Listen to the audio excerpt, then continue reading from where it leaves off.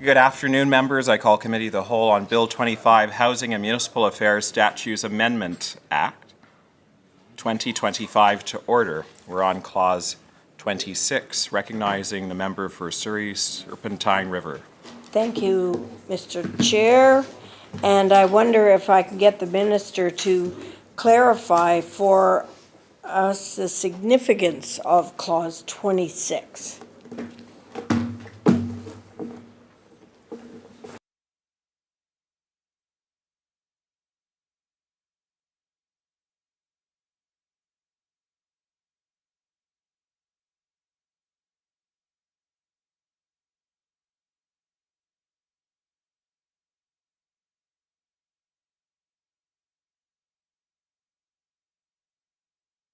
Recognizing the Minister of Housing and Municipal Affairs. Thank you, Chair. Bill 44 established that heritage revitalization agreements following the date the section came into force can't be used to prevent properties from being developed to the minimum density requirements. This provision ensures agreements under development can proceed if entered into before the legislation comes into force, even if they affect the small-scale multi-unit housing minimum density requirements. Recognizing the member for Surrey Serpentine River. Through the chair to the minister, I think we talked about this a little bit last week, that if in the future there is a heritage revitalization agreement signed, that same scenario would be permitted under this legislation. If you just confirm that for me.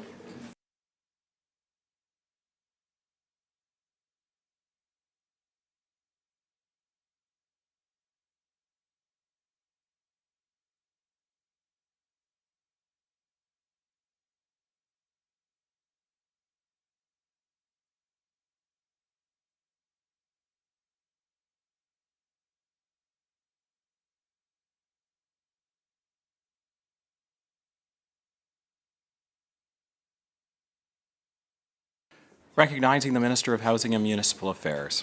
Thanks again, Chair. The question was a bit unclear to me, so I'm going to try to answer it, and if I don't, I'm happy to have you clarify. But as we discussed last week, a future heritage revitalization agreement would need to allow for the density permitted under small-scale multi-unit housing. And you'll remember I named a number of examples, including in my own riding and in Vancouver, where they've done a really excellent job of stratifying, adding laneway or additional dwelling units to allow for more units while protecting and preserving a heritage building. Recognizing the member for Surrey Serpentine River. Through the chair. And if that doesn't work, I assume that they would then appeal under extraordinary circumstances and say, relative to this particular heritage site, this these provisos under Bill 25 and 44 won't work, then they would have to come to you for those extraordinary circumstance extensions. Am I correct in that?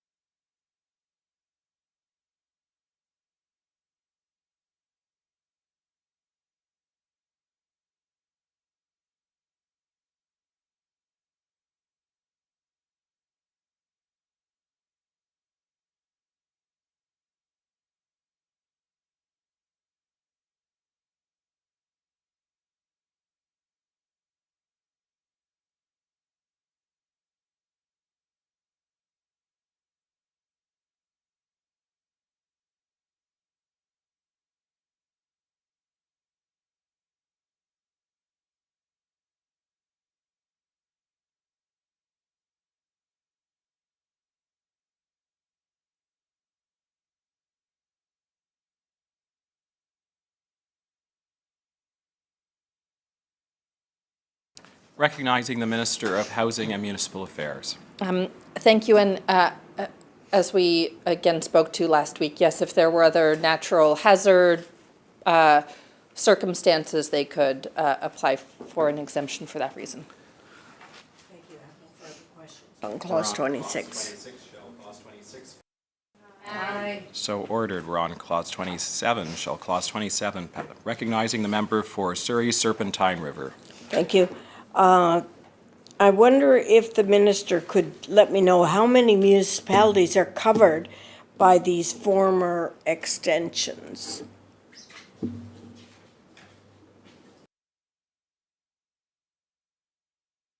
Recognizing the minister. Thanks. There are 18.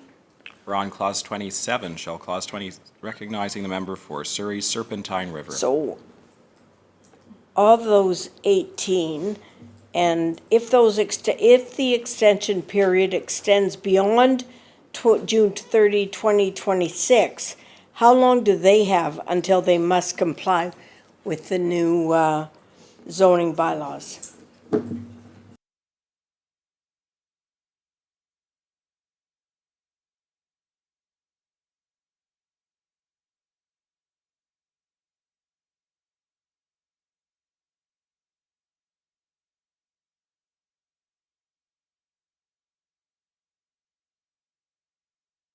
Recognizing the Minister of Housing and Municipal Affairs. Thanks. Through you, Chair, each of those communities have unique circumstances and so have their own compliance dates based on the complexity of those circumstances. Recognizing the member for Surrey Serpentine River. So am I to understand that those 18 have already defined what their date is of compliance?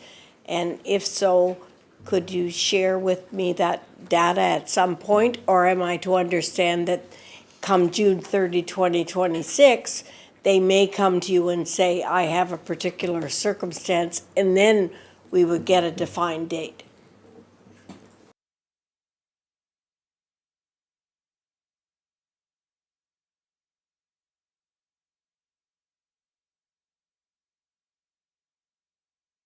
Recognizing the Minister of Housing and Municipal Affairs. Thank you. Yes, those dates are set and publicly available. They were part of a news release at the time. We're on clause 27. Shall clause 27 pass? Aye. So ordered. We're on clause 28. Oh, recognizing the member for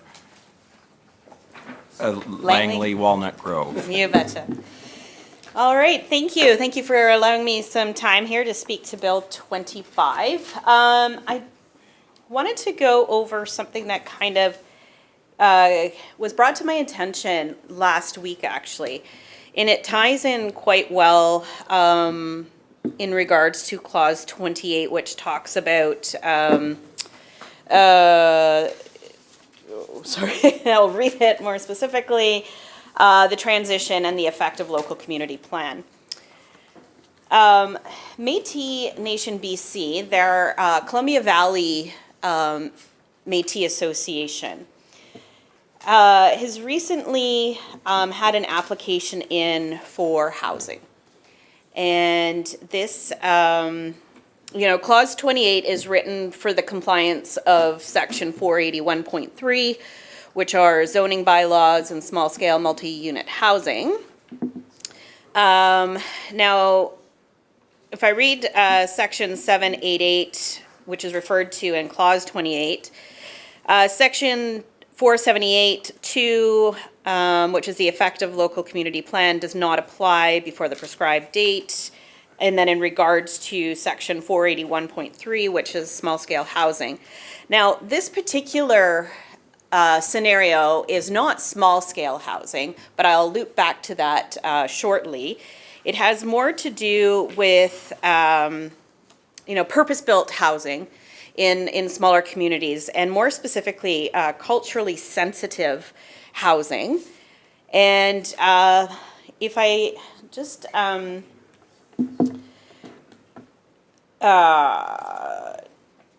now.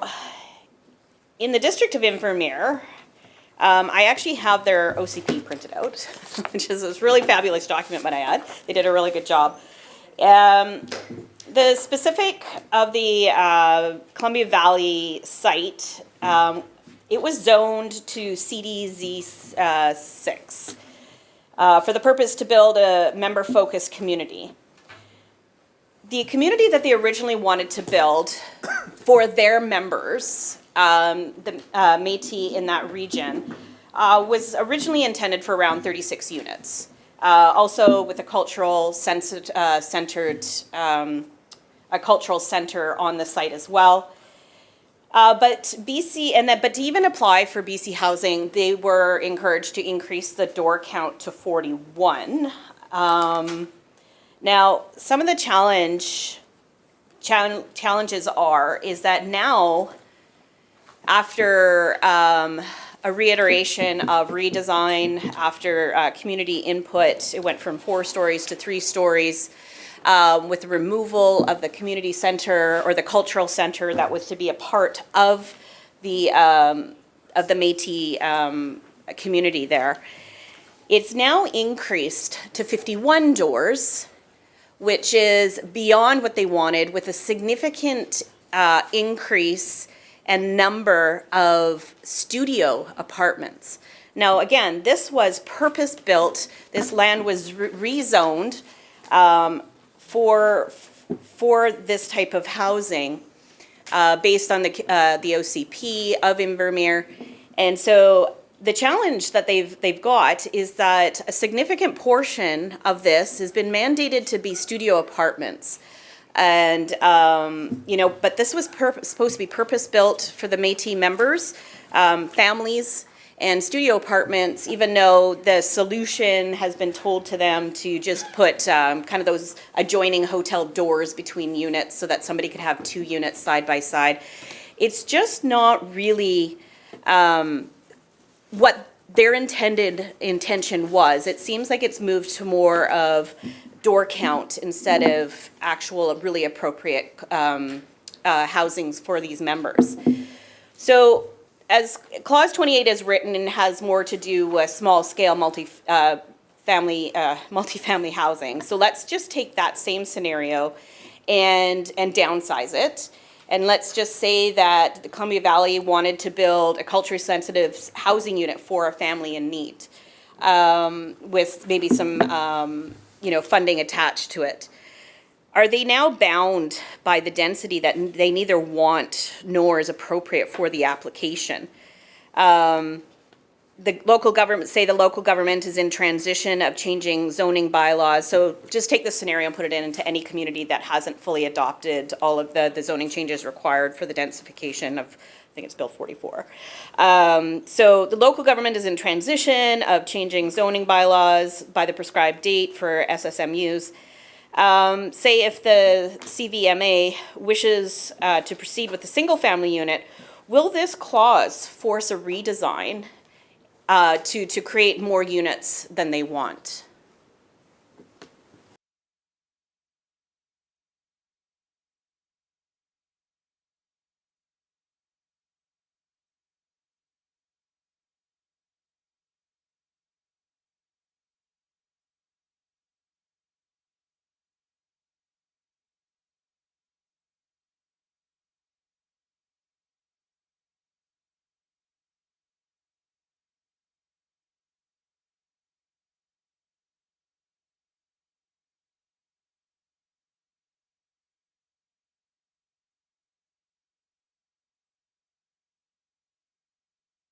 Recognizing the Minister of Housing and Municipal Affairs.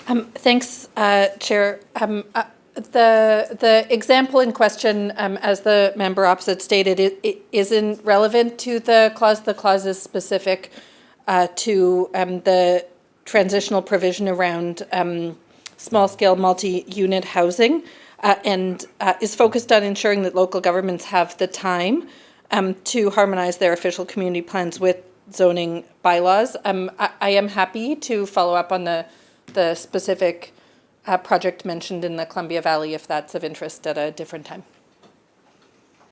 Recognizing the member for Langley Walnut Grove. Thank you. Yeah, no, I do understand that there's specific, I was just using more as an anecdotal piece of how transitioning and even, the effects of OCPs that this density has is that, it's a hypothetical. What if somebody wanted to build a purpose-built home, a single home for a single family, cultural in nature, do provisions within this bill and this clause specifically as it goes to transitional timing for local governments, does it affect applications like that?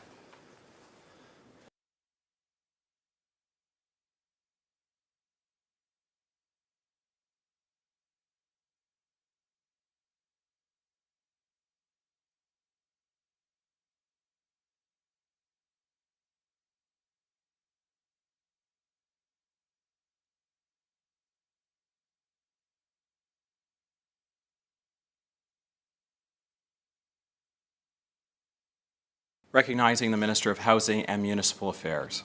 Thanks, and it might stretch a bit from this, but I know folks are coming in and out, so I want to give this my best shot at answering. Just to be clear, the legislation would still allow a single-family home if that's what the owner of the property wanted. It doesn't set a requirement of what must be built. It simply sets what the local government needs to zone for. You can build less than what is zoned for, but so it's focused on the zoning and not a minimum of what needs to be built. A family, whoever, could still build a single family home. It's just that the local government couldn't restrict something, a multiplex or such being built there. Recognizing the member for Langley Walnut Grove. Thank you. Okay, so thank you for that explanation, but it still has a bit to do with questions around BC Housing's requirements to increase their door count numbers. And so in this case, you know, with the densification required on municipalities, there's a pressure to, especially when organizations apply for funding through BC Housing, to increase the door counts. So if they're only wanting to build, you know, the original intent was advertised as 36 units, and now I think that they're required to build 51, most of which are studio suites. So I just wanted to use this example for single family multi-unit, is that even if it was only a duplex, but BC Housing comes in and says, no, we want a fourplex. If you can speak to that, if the mandate on local governments or the pressure on local governments has more to do with door counts than it is to the purpose of the housing that is actually appropriate for certain communities. Recognizing the Minister of Housing and Municipal Affairs. Thanks. So BC Housing doesn't build small-scale multi-unit housing. I don't think the two are comparable in this situation, but again, I'm happy to follow up on that specific Métis Nation project. We're on Clause 28. Shall Clause 28 pass? Aye. So ordered. We're on Clause 29. Recognizing the member for Fraser Nicola. Yep. Thank you, Mr. Speaker. Really appreciate that. Thanks for the opportunity to stand here and be able to ask some questions today. Just a few here on a couple of additional clauses. One of the beliefs that we've had on this bill all along is we don't believe a one-size-fits-all kind of thing, and I know some of these questions might be repetitive because we've already dealt with the community charter, but now we're dealing with the Vancouver Charter. So there might be the odd question that sounds similar to that, but seeing how one size doesn't always fit all, I think is very, very appropriate to ask some questions specifically to the Vancouver Charter, which we're addressing right now. So having said that, I think the first question I have is, what engineering analysis demonstrates that existing water, sewer, drainage, and road systems can absorb the density increase triggered by Clause 29? That'll be good for now. Thank you.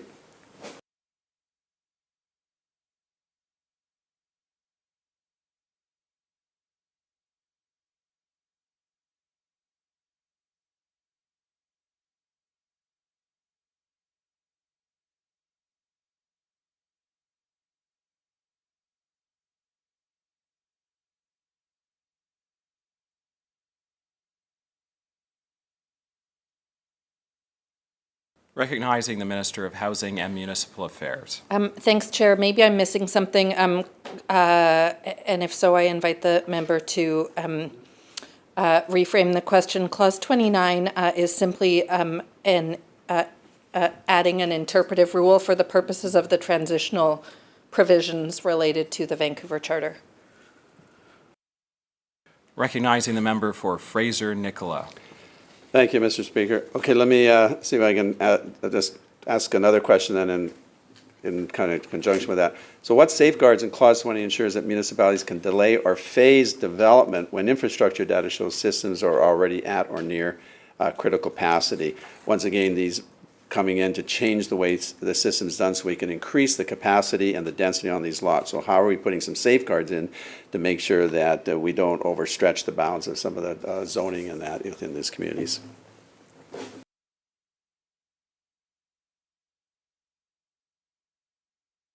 Recognizing the Minister of Housing and Municipal Affairs. Thanks, Chair. Again, respectfully, I don't see how this is relevant to Clause 29. We're on Clause 29. Shall Clause 29 pass? Oh, yes. Shall Clause 29 pass? Great, so ordered. We're on Clause 30. Shall Clause 30 pass? Aye. So ordered. We're on Clause 31. Shall Clause 31 pass? Aye. We're on Clause 32. So ordered. My apologies. We're on Clause 32. Shall Clause 32 pass? Aye. So, are you on 32? Okay, great. Recognizing the member for Surrey Serpentine River. I don't have a lot of questions on 32, but I do, through the chair, have one, and that is, has there been any extension granted which would be applicable under this section? And if so, could the minister provide the detail on that or them? Recognizing the Minister of Housing and Municipal Affairs. Thanks, Chair, and no, there isn't. We're on Clause 32. Shall Clause 32 pass? Aye. So ordered. We're on recognizing the member for... Yes. We're on Clause 33 and recognizing the member for Columbia River Revelstoke. Well done, Mr. Chair. I know it's a mouthful. Thank you so much. Appreciate the opportunity to ask a few questions here this afternoon to the Minister and her staff. In Clause 33, I just want to dig into a couple of things for clarity's sake, I think more than anything. I think, in this legislation, specifically in Clause 33, which I'll speak to in a second, it appears that, modern treaty nations are taking sort of their own policies, their own governance to short-term rentals within their treaty territory. So I just want to ask a few questions around how that looks. So under point 2 here, it says replaces the definition of First Nation law with definitions of short-term rental First Nation law and related First Nation law. So I just want to chat about that a little bit. So first of all, Mr. Speaker, through you, in Clause 33 with this legislation, how many of the modern treaty nations were consulted on the changing of that language in Clause 33?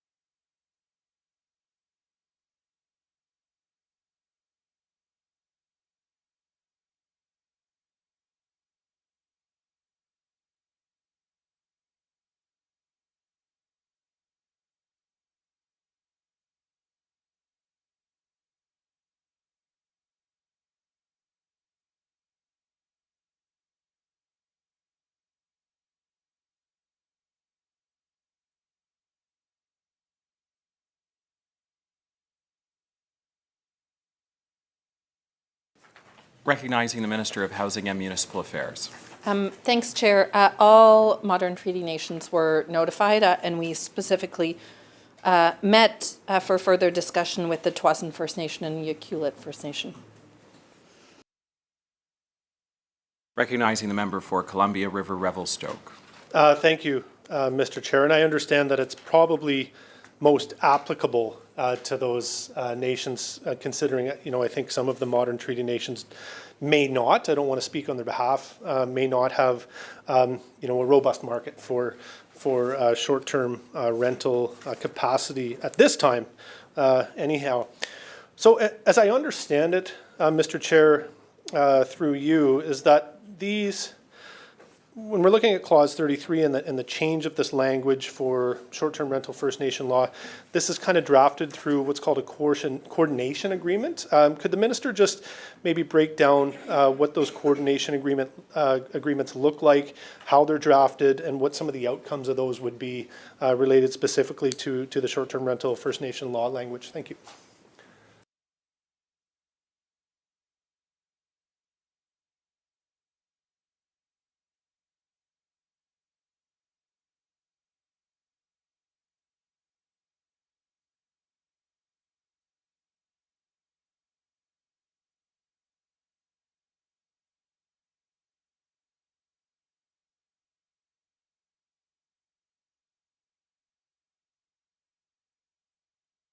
Recognizing the Minister of Housing and Municipal Affairs. Thanks, Chair.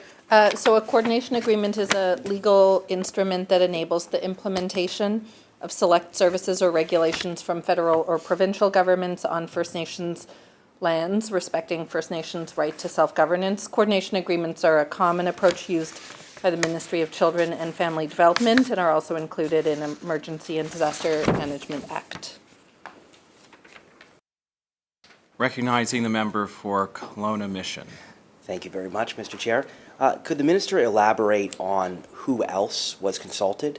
Were only First Nations consulted, or was anyone else consulted in the development of these amendments?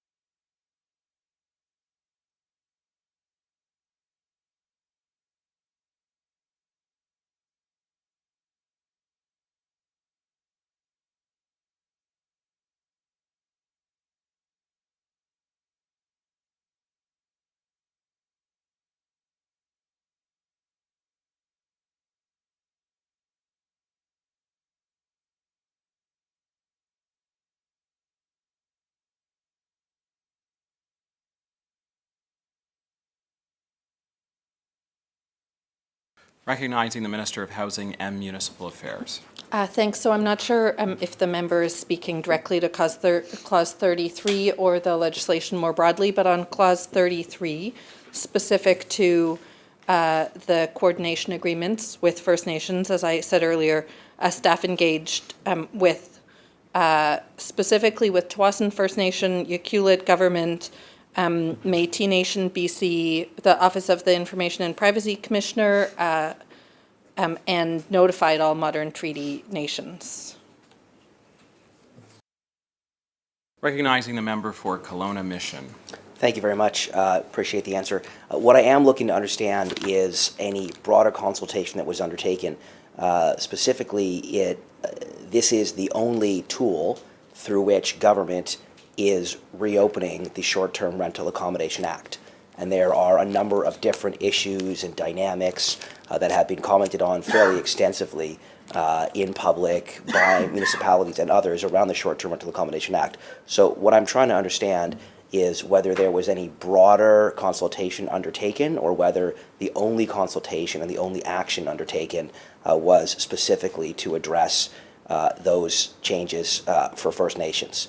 So again, if I could just get a little bit more information on the broader context of consultation or the broader conversations within which this was developed, because I would like to understand whether and why only First Nations were consulted in this regard, not neighboring municipalities, not private sector actors, not individuals that would be operating on platforms. I'm just trying to understand the narrowness of the consultation, because it seems extraordinarily narrow and extraordinarily disinterested in broader amendments to the Short-Term Rental Accommodation Act.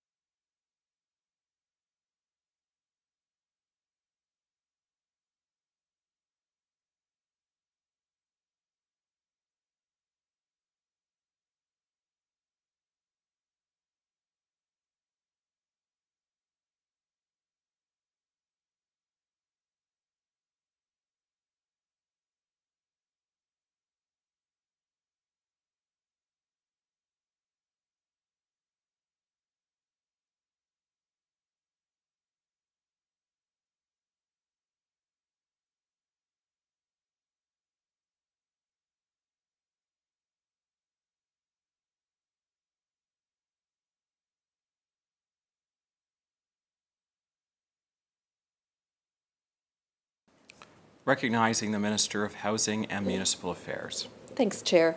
This is a very focused administrative set of amendments, and the ministry is in regular contact with local governments, industry, with the platforms, with the tourism sector on broader conversations. What's before us today are, as I said, focused administrative amendments. Recognizing the member for Kelowna Mission. Thank you. If indeed government is in contact with municipalities and with the full range of stakeholders that's been articulated, could the minister clarify what, if any, formal stakeholder engagement and consultation processes have been undertaken since the Short-Term Rental Accommodation Act was brought into force 2 years ago in order to make potential adjustments to it? And really just help me understand why 2 years into the life of that legislation, with a wide variety of different issues having been flagged in public and discussed, I understand that this is narrow. I want to understand why it is so narrow. Why is there no evident effort being made if, in fact, the government is here reopening the Short-Term Rental Accommodations Act? Why is no effort being made here to address any of the other considerations, any of the other issues flagged by any of the other stakeholders, and instead focusing only on a very, very narrow set of changes limited to First Nations?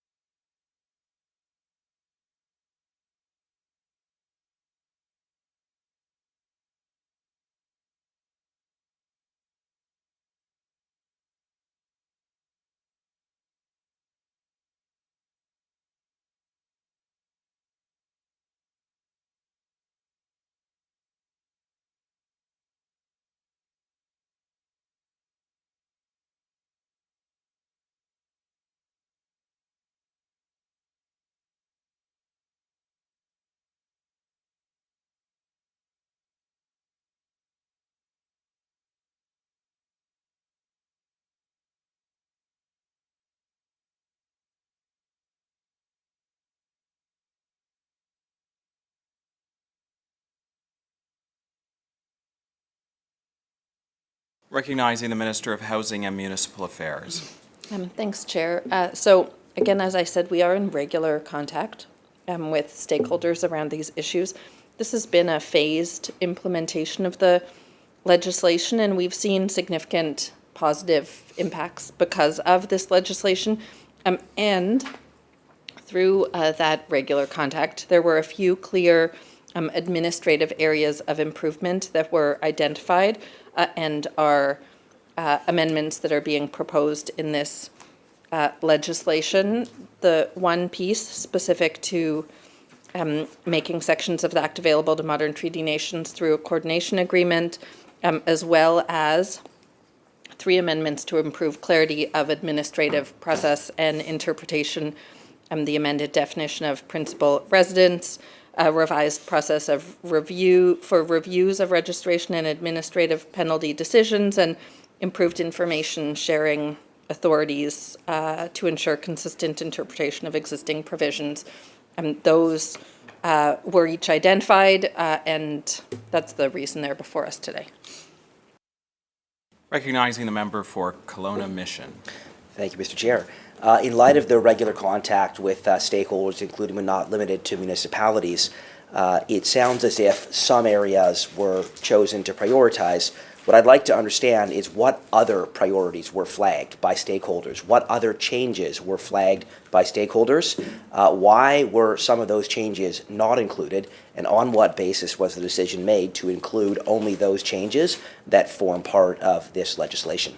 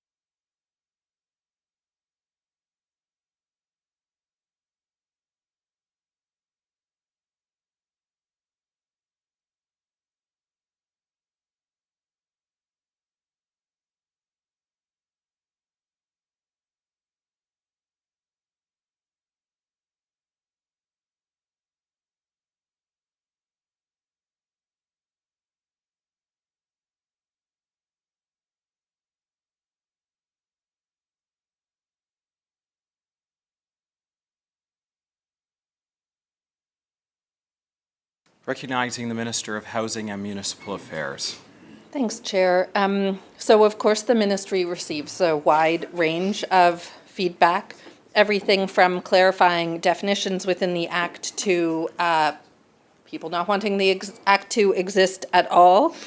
However, we are seeing positive impacts as a result of this work. In communities with the principal residence requirement, we saw a 12% decrease in the number of entire homes that were frequently rented as short-term rentals between March 2024 and February 2025. Average asking rents across BC for a one-bedroom unit decreased by 7.6% from October 2023 to August 2025. Some communities have seen an even larger impact. So the ministry takes a balanced approach. We are in regular contact with stakeholders. We hear a wide range of feedback and then make decisions to balance it and improve the legislation where we can, while remaining committed to its existence. Recognizing the member for Kelowna Mission. Thank you, Mr. Chair. With the utmost respect, that was a complete non-answer and a reversion to talking points. The question that I am asking again, and hope that I will receive an answer this time, is what other feedback and suggestions for changes to make the Act more practicable, what other suggestions were received from stakeholders in the extensive regular contact that the Minister has described that were not brought forward through this Act? I am specifically trying to understand what feedback was received, what recommendations, suggestions, ideas, requests were advanced that the Ministry or the Minister concluded were not appropriate to be included in their tune-up job on the Short-Term Rental Accommodation Act. I am not looking for talking points. I'm not looking for generic defense of the Act. I'm looking to understand what specific requests and recommendations were put forward and were intentionally not included.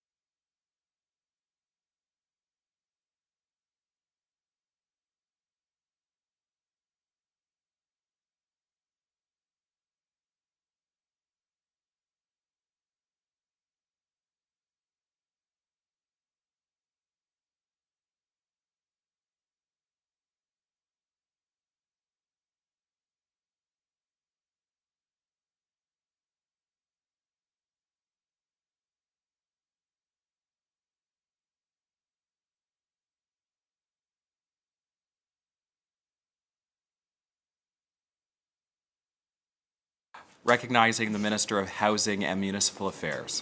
Thank you, Chair. And again, we receive a wide range of feedback on all of these conversations, but I think I know where the member opposite is going, and so maybe I'll try to answer that question, which is that we have heard from Kelowna recently that they would like the opt-in date moved up, and there are a number of reasons we aren't proposing that now, and we can get into it, not particularly related to Clause 33, which we're on though, so happy to stick to Clause 33. Member for Kelowna Mission. Thank you very much. I am asking these questions on 33 because they are the beginning of the section of the bill amending the Short-Term Rental Accommodation Act, and I certainly expect there will be opportunities for us to canvass that particular issue in more detail at a later time. But again, at this stage, what I'm trying to understand is why the bill is what the bill is in this particular part. So I'm glad that the minister has proactively mentioned the desire from the City of Kelowna to see the opt-out timeline changed, and I hope that she will join me in supporting that, as it is an obvious and common sense change. But I am still looking for a little more clarity as to what other recommendations and requests were requested, and since the minister does appear to have public opinions on this, I would like to understand whether the ministry, the minister, or the government has received any feedback with regard to amendments that could be made to enable greater flexibility in the case of major events. This government has made quite a significant commitment to supporting major events like FIFA. It has been very proud of major concerts like Taylor Swift. We have seen a significant commitment to and a lot of celebration of successes in terms of major events coming to this province in all kinds of different communities. And I would really love to understand, in light of the fact that FIFA is going to be coming very soon and that there is expected to be a shortfall of thousands upon thousands of hotel rooms in the Vancouver marketplace, as one example, I'm curious if the minister can elaborate on whether any feedback was received through those regular and ongoing conversations with stakeholders around changes that could be made to enable flexibility for major events, and why we don't see any coverage whatsoever of that particular issue in this legislation. If in fact such changes are going to be made, it would only make sense to bring them forward at this time, as once we finish this fall session, it will not be possible to bring anything forward to the legislature until February. So I'm really just struggling to understand why, in light of the significant, substantial, ongoing conversations around FIFA, the desire to ensure economic benefit, the desire to ensure that the logistics of that particular event are well covered, why do I see nothing in here about addressing major surges of demand for major events like FIFA? And again, can the minister explain whether any conversations were undertaken in those ongoing conversations with stakeholders around how that could have been fixed but is not in this present legislation?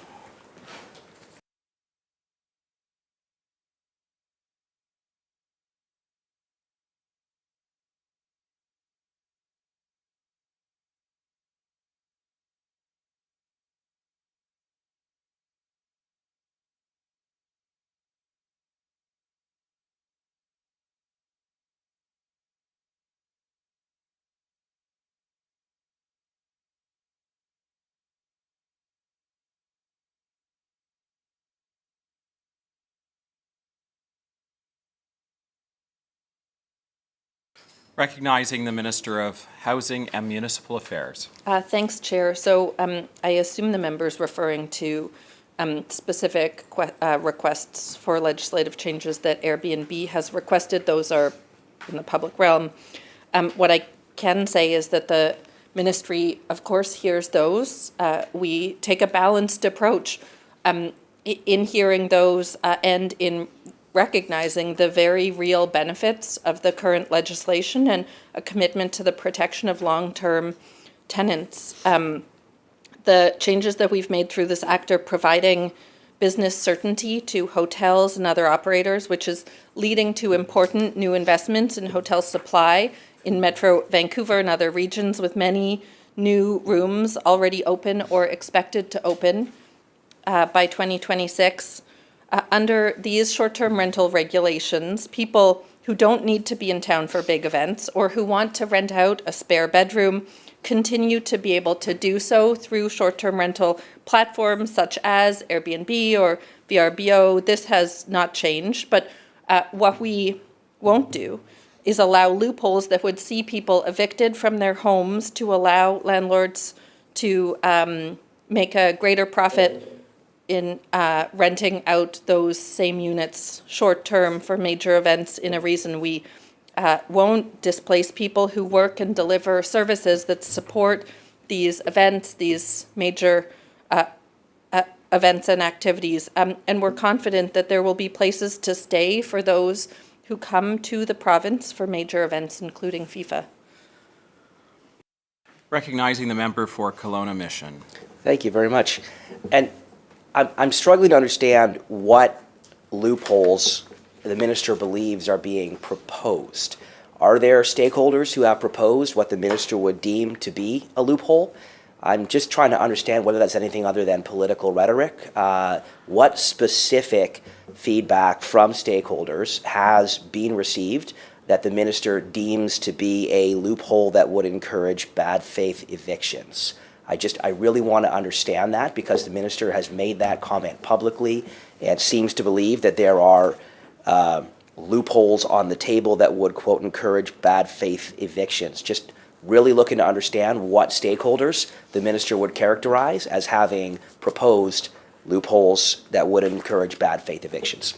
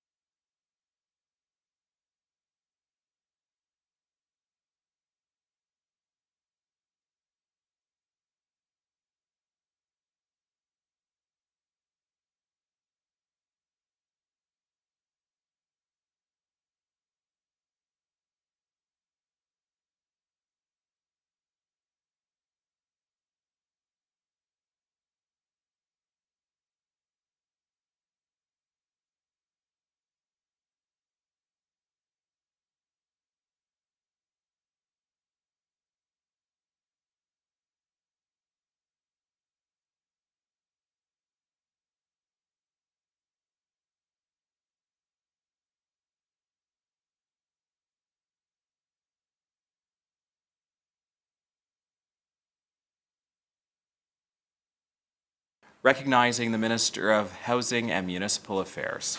Thanks, Chair. There was a request from Airbnb to temporarily remove the principal residence requirement for special events. This request appears to rely on the assumption that there are many secondary homes sitting empty that would become available as short-term rental units by waiving the principal residence requirement. The reality is that this just isn't the case. In addition to the provincial speculation and vacancy tax that applies in Vancouver, the city of Vancouver also has an empty homes tax, and both disincentivize homeowners from leaving their properties vacant. If we were to create a temporary exemption for major events, what would really happen is that we would see long-term tenants evicted from their homes so that owners can benefit from the much higher rates they could charge for operating a short-term rental, even if those units converted to short-term rental temporarily for a special event period were converted back to long-term units. That would be of little help to the people who lost their homes during the event. The approach we're taking already allows owners and renters to choose short-term rent their own homes during events. This is a balanced approach that provides the ability for people to make short-term rental units available without costing anyone their home. We're on clause 33 and recognizing the member for Kelowna Mission. Thank you. I just wanted to go back to the minister's previous answer and make sure I understand it fully. The minister indicated a lack of desire to make any changes because, quote, there were more hotel rooms coming on stream. From what I've read in the media, it appears that there is a potential shortfall of thousands of hotel rooms during FIFA, which again is coming down the pipe very quickly.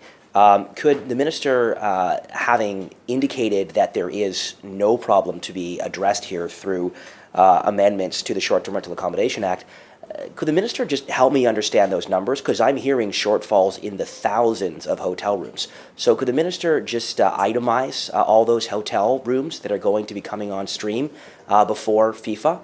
I would be happy to hear a list. I'd be happy to hear a number. I'd love to hear it quantified. If the minister does not have a list of all of the hotel projects that are going to be opening up in and around Vancouver before FIFA that will fill that hotel room supply gap, then I would be happy for her to provide that at a later time in writing with numbers attached to it. But what I'm hearing right now is a vague articulation that thousands and thousands of hotel rooms will be opened before FIFA. So I would just love to hear the minister substantiate that claim. Member, I've given some leniency already regarding your questions, but I think we're straying quite far from the intent of this particular section. So if you'd like to ask a different question, please go ahead. Thank you, Mr. Chair. Thank you, Mr. Chair. No, I don't think so. I think that this is a very reasonable question. The question I'm asking is in an attempt to understand what is in the scope of the bill. The minister has provided an answer. I'm simply asking her to substantiate it. So I've already made a decision, and that decision is that you've strayed too far from clause 33. If you'd like to make a different submission, you're more than welcome to do so, but otherwise, we're going to continue on. It's my observation that I am being told that I have strayed because the minister is uncomfortable and cannot answer the question. No.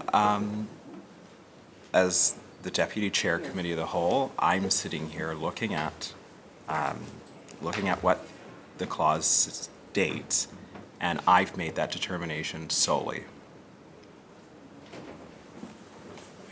So if you'd like to sit down, you're more than welcome to, or you can ask a follow-up question. Thank you. My follow-up question is, the minister has made a very specific claim that there will be an adequate number of hotel rooms available. She's looking through her briefing binder for information on that. I'm fairly confident that she has an answer. Would she like to provide that answer?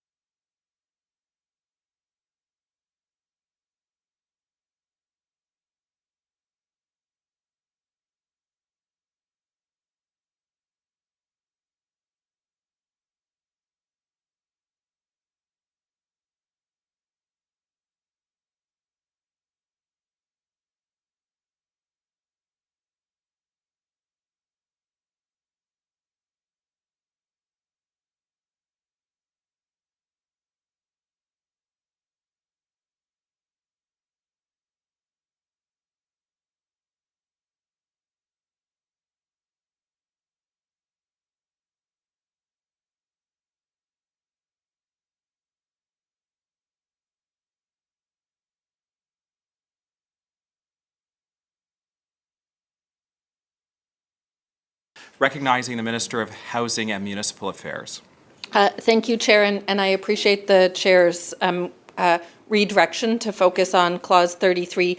I do have a brief answer. I'm happy to provide that, which is that updated data from the Ministry of Tourism, Arts, Culture and Sport estimate 30,000 available hotel rooms in the region in 2026 based on new hotel developments, which exceeds the 25,584 hotel rooms cited in the Deloitte report, which I believe the member is referencing. Further questions on that can be directed to the Minister of Tourism, Arts, Culture and Sport, and I would request that we respect the Chair's direction and refocus on Clause 33. Recognizing the member for Columbia River Revelstoke. Thank you, Mr. Chair. Back to me. I just wanted to clarify a few things, and I think just maybe under the context of this line of questions that I would like to bring forward, if we could maybe use the Tawasin First Nation just as an example, that would be helpful. So in Clause 33, you're replacing First Nation law with definitions of short-term rental First Nation law. So in relation to the Short-Term Accommodations Act and these amendments, is it fair to ask the question or to assume that any short-term rental regulation policy will now fall under the jurisdiction of the Tawasin First Nation exclusively, Mr. Chair?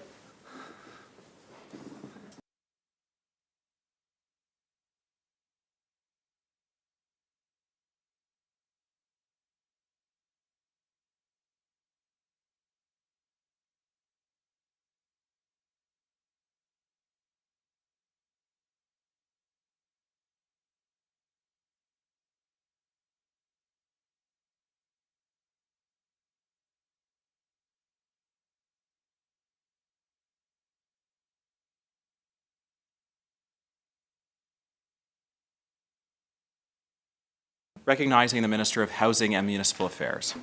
Thanks. I'm going to, again, do my best to answer what I think is the intent of the question. So coordination agreements, as enabled through this clause, enable modern treaty nations to better access provisions in the Act, provides access to business license information and platform data sharing, and supports First Nations that are interested in using the short-term rental Accommodation Act. Recognizing the member for Columbia River Revelstoke. And thank you to the Minister for that answer.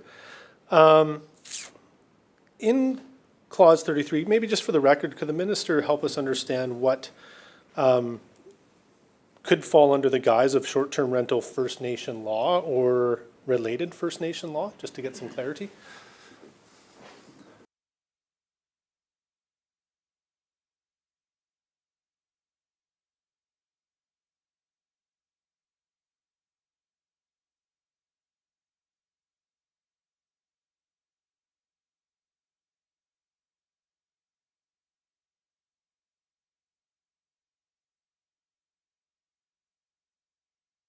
Recognizing the Minister. Thanks, Chair. First Nations law means law of a participating First Nation in relation to one or both of the following: short-term rental accommodation services or similar services and platform services. Recognizing the member for Columbia River Revelstoke. Thank you, Mr. Chair. So what was the reason behind narrowing that scope from First Nation law to short-term rental First Nation law and related First Nation law?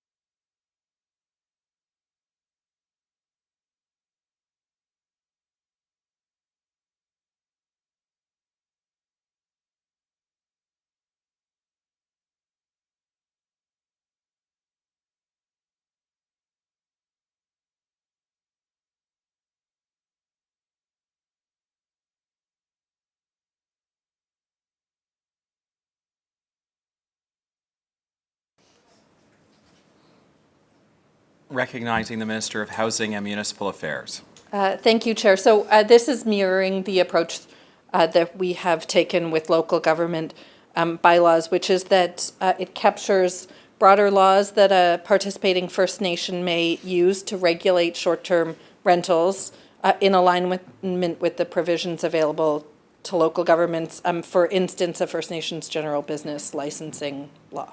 So it is a mirror of that same approach, but enabling those tools to be used by a participating First Nation should they choose. Recognizing the member for Columbia River Revelstoke. Thank you, Mr. Chair. Excuse me.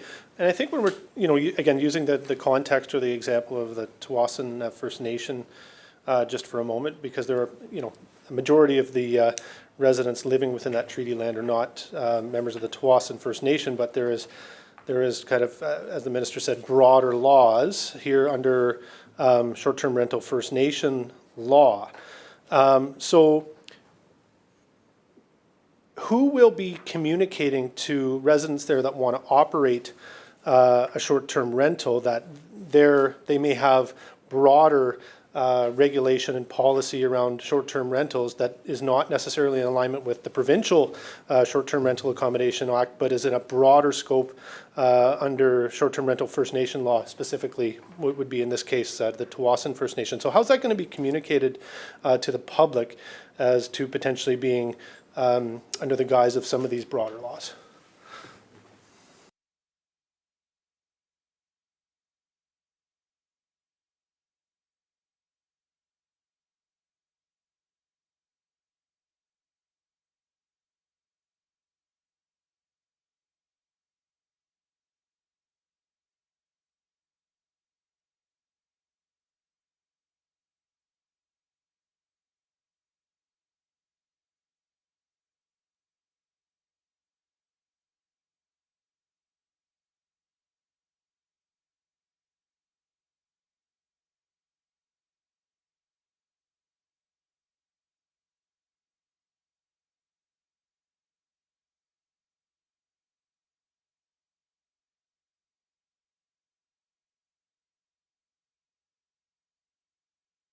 Recognizing the Minister of Housing and Municipal Affairs. Thanks, Chair. Maybe I'll start by taking a small step back and just clarifying or reminding members that the Short-Term Rental Accommodation Act does not apply on First Nations reserve lands, doesn't apply on the lands of modern treaty nations unless they choose to enter into a coordination agreement. And then information about coordination agreements are added to the province's short-term rental website to help the public understand where they are in place. Recognizing the member for Columbia River Revelstoke. So thank you, Mr. Chair, and I appreciate the minister's answer. So as I'm understanding it, when this act eventually passes, participating First Nation could enter into a coordination agreement, which then triggers short-term rental First Nation law, and then those living within that territory will be subject to short-term rental First Nation law, but that the details about what that First Nation law will be posted on a website for operators to view. Am I getting that right, Mr. Chair?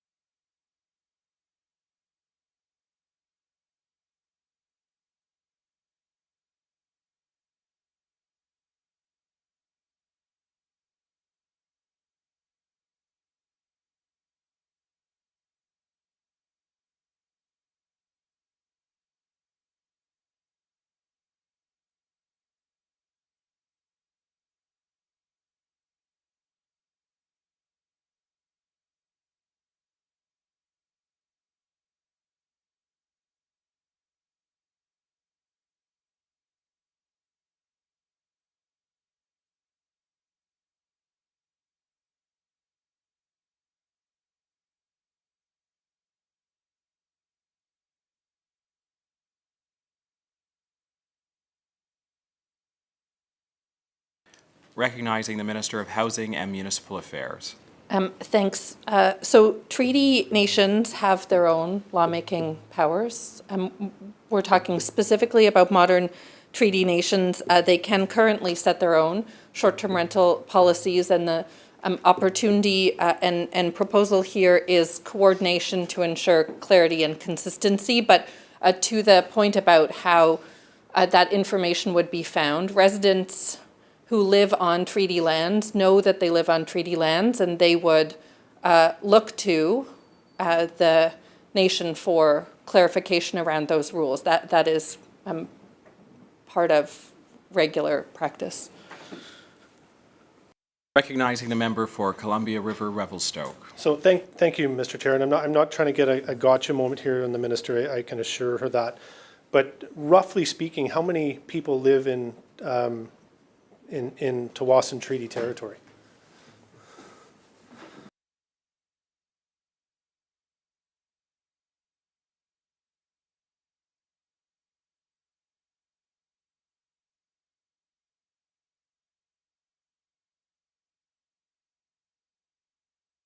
Recognizing the Minister of Housing and Municipal Affairs. Thanks. I don't have that number in front of me. We can dig it up. I assume the member could also Google it, but I don't have it in front of me. Recognizing the member for Columbia River Revelstoke. Yeah, and thank you, Mr. Chair. And it was just a question that came up to my mind based on the answer. I would have prepared that in advance. Now, during the consultation process with modern treaty nations about this amendment in Clause 33, it appears to me, if I just may go back a second, that it was Ucluelet and Tawasin that actually provided feedback, if I'm not mistaken, to the government about this amendment to the Short-Term Rental Accommodations Act. Did they indicate to the government about what some of the specifics around their own individual short-term rental First Nation laws would look like in their own territory?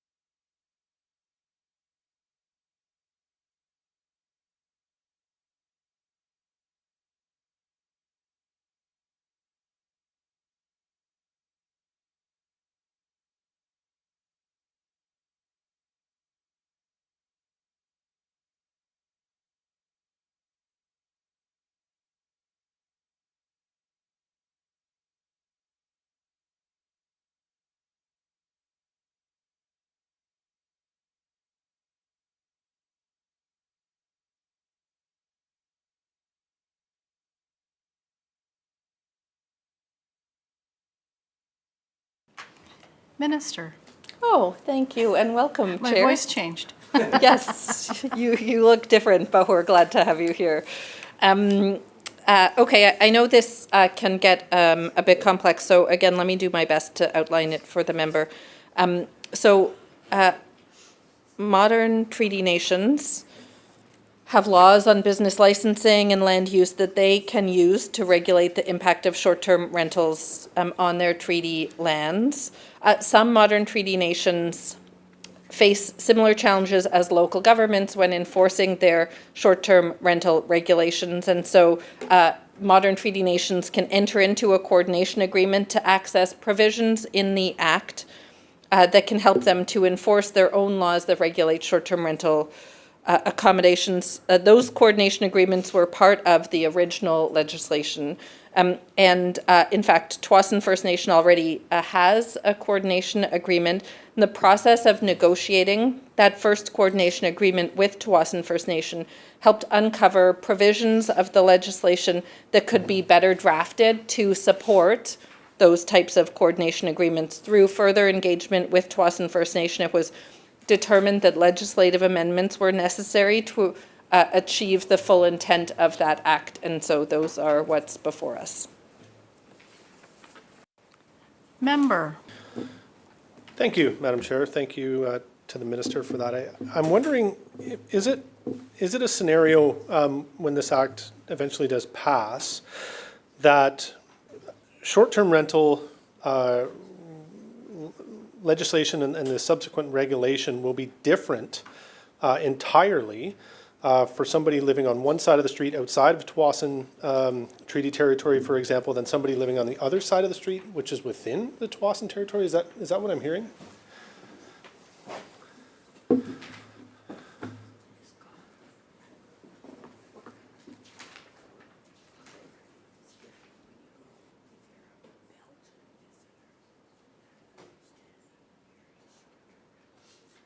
Recognizing the Minister of Housing and Municipal Affairs.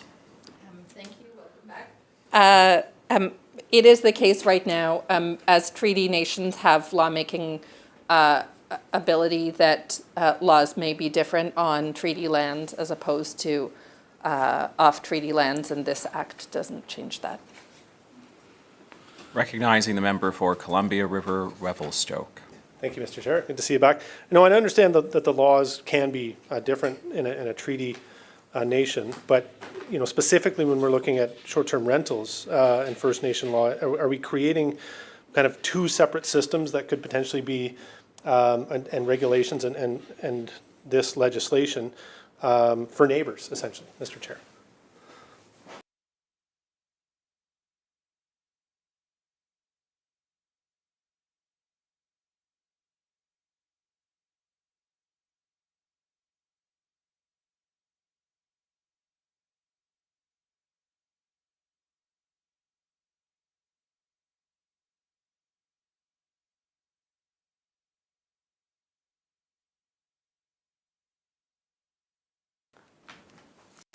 Recognizing the Minister of Housing and Municipal Affairs. Thank you, Chair.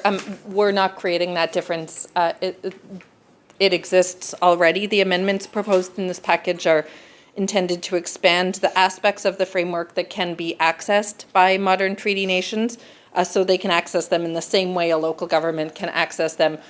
So in that way, we're moving toward more consistency in terms of access to the same provisions and tools. We're on Clause 33. Shall Clause 33 pass? Oh, we're recognizing the member for Surrey Serpentine River. Thank you, and thank you for your indulgence, Mr. Chair. Lots of questions from my various colleague friends, so you can understand that this Act is giving us some consternation, as did its sister act, Bill 44. And we've seen the results of what's going on there across the pond as they head into a discussion of some of those units and what it's doing within the Burnaby community. But my question is, I'm concerned about the First Nations law and the coordination agreements, and then having a visitor from Belgium trying to use a platform and understand the differentiations of what's going on in our community as they visit for a significant event. Is there some conversations you've had with those platform providers that help them understand there will be various laws within British Columbia to accommodate short-term rental guests?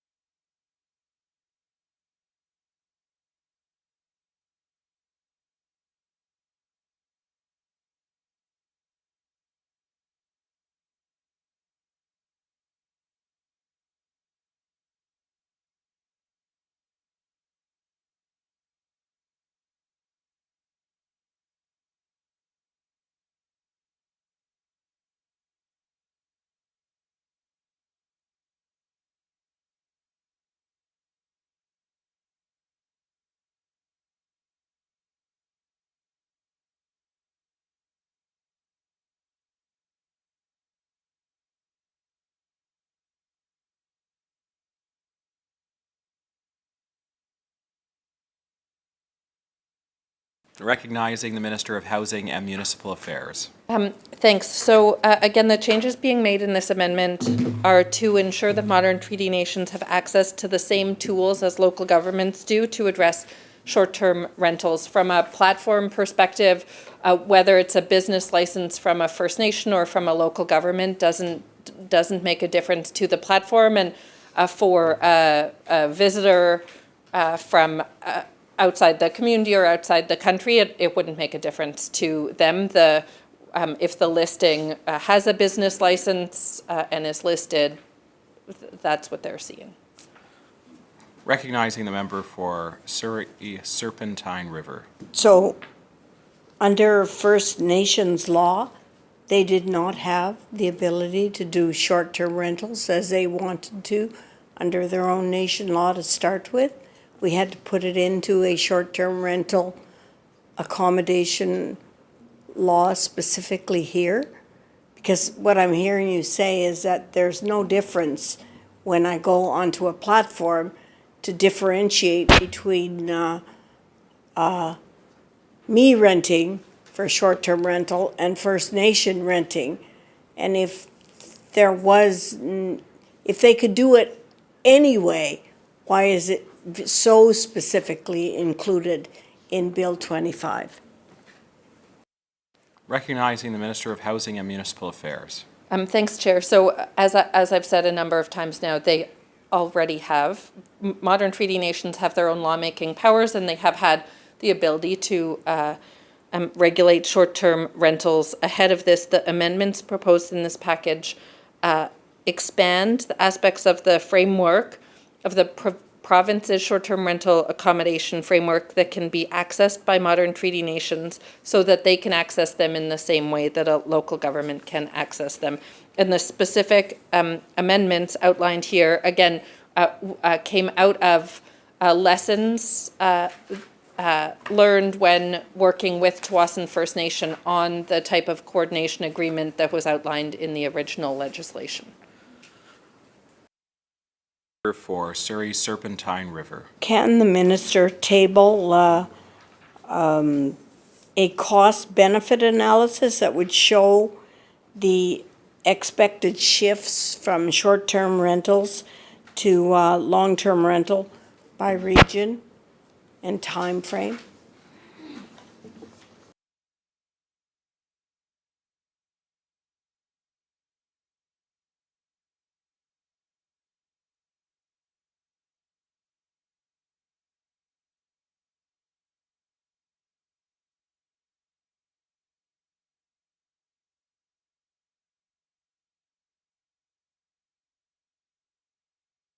Recognizing the Minister of Housing and Municipal Affairs. Thanks, Chair. I'm failing to see how this question is related to Clause 33. We're on Clause 33. Shall Clause 30... Recognizing the member for Surrey Serpentine River. Clause 33 is all around First Nations and the ability for them to do the short-term rental. So I'm wondering if there's a cost-benefit analysis showing whether or not there was short-term rental benefit, what that would look like if they were just simply doing long-term rentals. Has there been any differentiation in terms of looking at what that benefit would be within the region of, let's use Tsawwassen as an example, or Ucluelet as another example?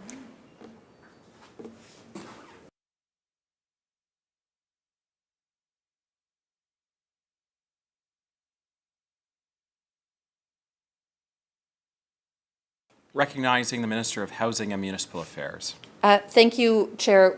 We would leave that economic analysis to the nation as part of their decision about whether they want to regulate short-term rental accommodations or not. As a self-governing nation, that is their prerogative.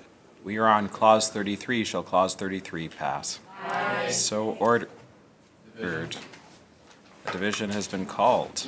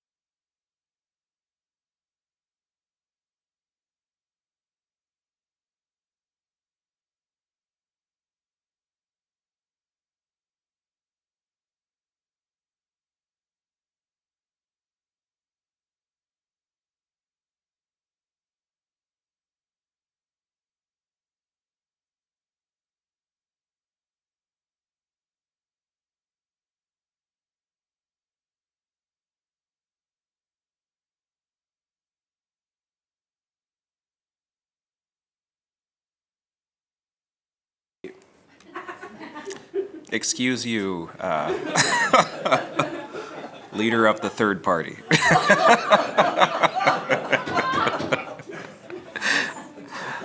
The question is, should clause 33 pass? Those in favor rise or indicate otherwise. By the way, I remind all members that only the members of Section A or their duly appointed substitutes can vote.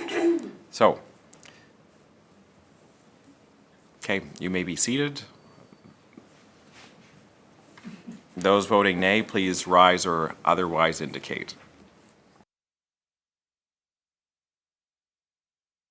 Seated. Clerk? Those voting aye, Boyle, Rutledge, Gibson, Morissette, Lajeunesse, Valeri at 6. Those voting nay, Ma, Mock, Williams, 3. Clause 33 passes. We'll take a short pause while we wait for the staff to return to the room.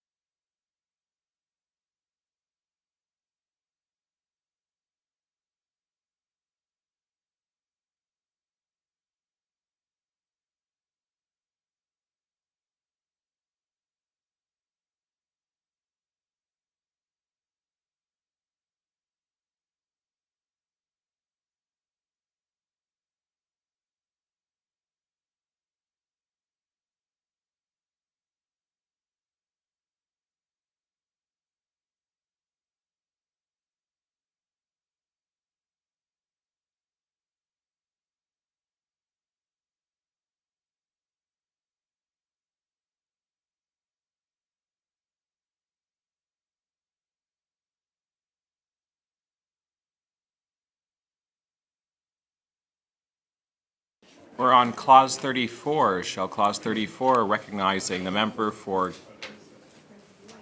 Kelowna Mission? Thank you very much, Mr. Chair. Could the minister please elaborate on the intent of this change to the definition of principal residence?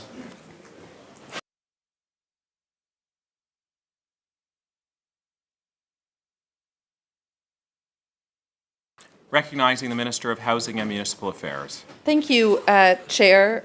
This clause amends the definition of principal residence to mean the usual place where an individual makes the individual's home, to remove the time-based element of the definition and enable timely enforcement of the principal residence requirement.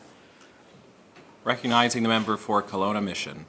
Thank you very much, Mr. Chair. I note that the prior definition of principal residence was that it means the residence in which an individual resides for a longer period of time in a calendar year than any other place. Noting the minister's response that the intent is to remove the time-based assessment, I'm just trying to understand the intent there. Is the intent of this changing definition to make it intentionally looser? Is it to make it easier to define? I'd just like to understand a little bit more the intent behind the change. Recognizing the Minister of Housing and Municipal Affairs. Thanks again, Chair. So the change will make the principal residence requirement more flexible and responsive to the host's actual living situation, such as if they move partway through a calendar year. So for example, under the old language, if a host sold their home and moved to a new one in September, the new home would not count as their principal residence until the following year, even if it's the only home they have. Under the new rules, if someone moves partway through the year, they can still short-term rent their primary residence as long as it is their primary residence at the time that they want to list it. Recognizing the member from Kelowna Mission. Thank you very much, Madam Chair, and lovely to have you in the chair. Thank you to the Minister for the response.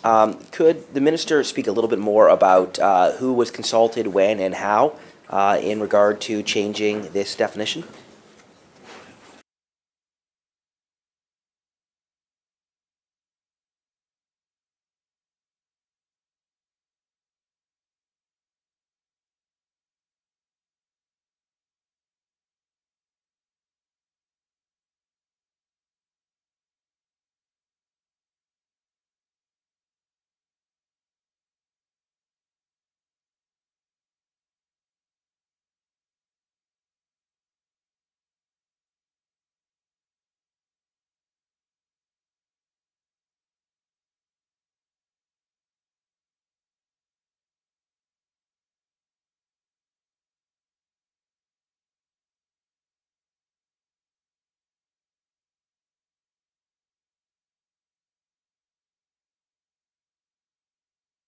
Recognizing the Minister of Housing. Thank you, Chair, and welcome.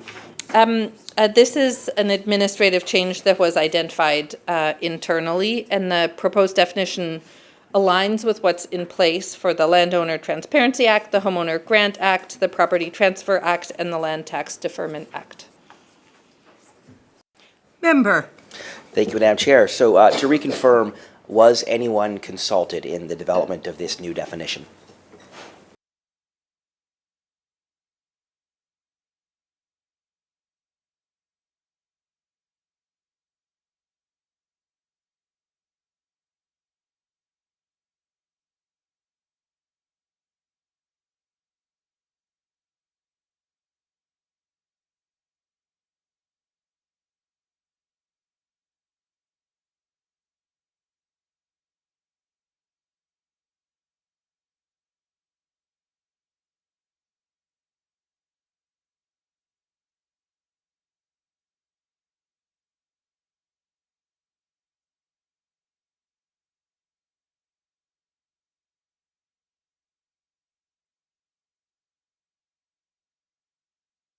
Minister.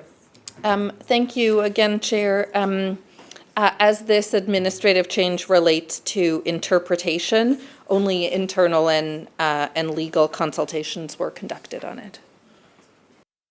Member. Thank you very much, Madam Chair. So what I'm hearing is that there was no consultation undertaken before making this change.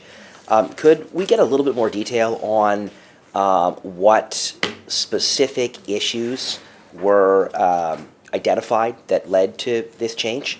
Again, just trying to understand, again, if no consultation was undertaken and if internal discussion only was undertaken, then what were the specific issues that the government was trying to solve through this change?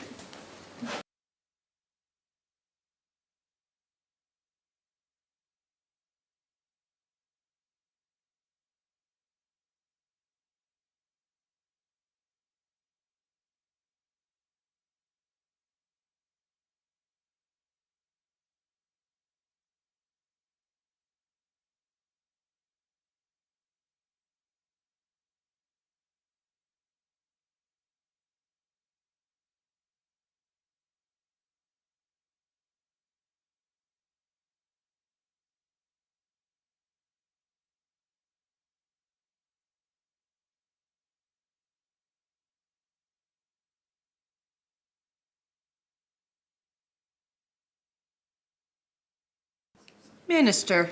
Thanks, Chair. The existing definition is straightforward when a short-term rental host lives in one property and doesn't change their residence throughout the calendar year.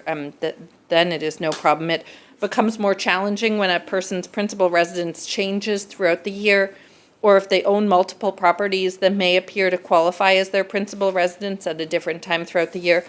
That's why removing a calendar year from the definition matters. It's clearer for people who have a change in principal residence due to life circumstances such as they get married or divorced, inherit a property, or move for work.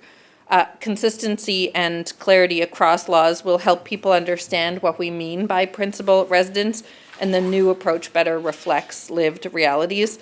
The change also makes it easier for short-term rental hosts to understand and follow the principal residence requirement. Member. Thank you very much. I just want to pick up on something that I heard the minister say. I believe I just heard the minister say that the principal residence could be different depending on the time of year. So just to make sure that I fully understand that, is the minister suggesting that this definition of principal residence is sufficiently permissive that somebody's principal residence could be different in the summer than it is in the winter? Because that's what I think I heard her just say.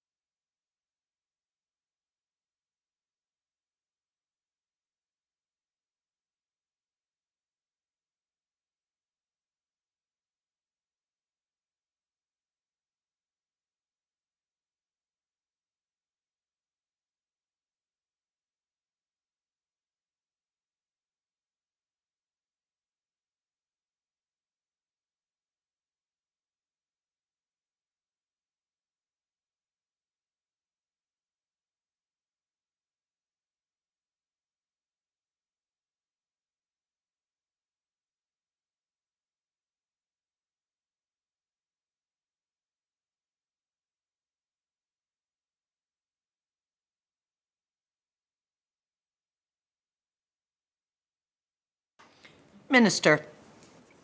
Thank you, Chair.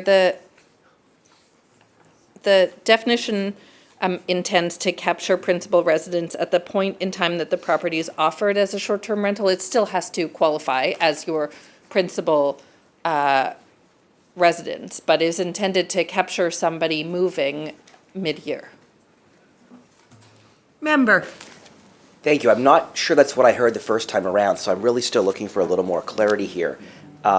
Based on what I heard the minister say the first time around, and has not been in any way, shape, or form clarified by the second answer, it sounds to me as if she was defining principal residence, for example, to include someone having a summer principal residence in one place and a winter principal residence in another, which is not an unusual circumstance, particularly for retirees or for those who have different work patterns.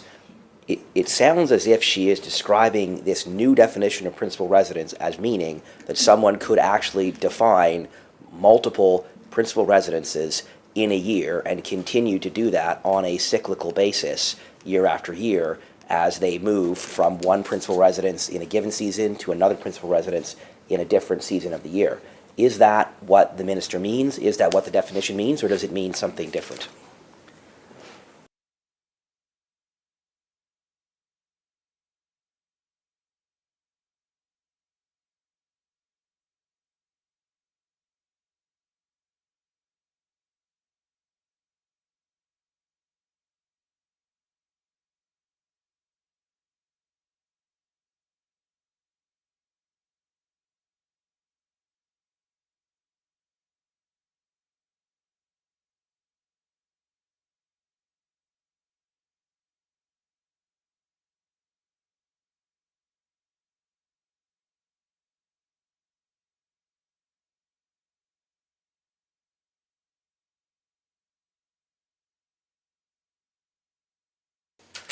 Minister.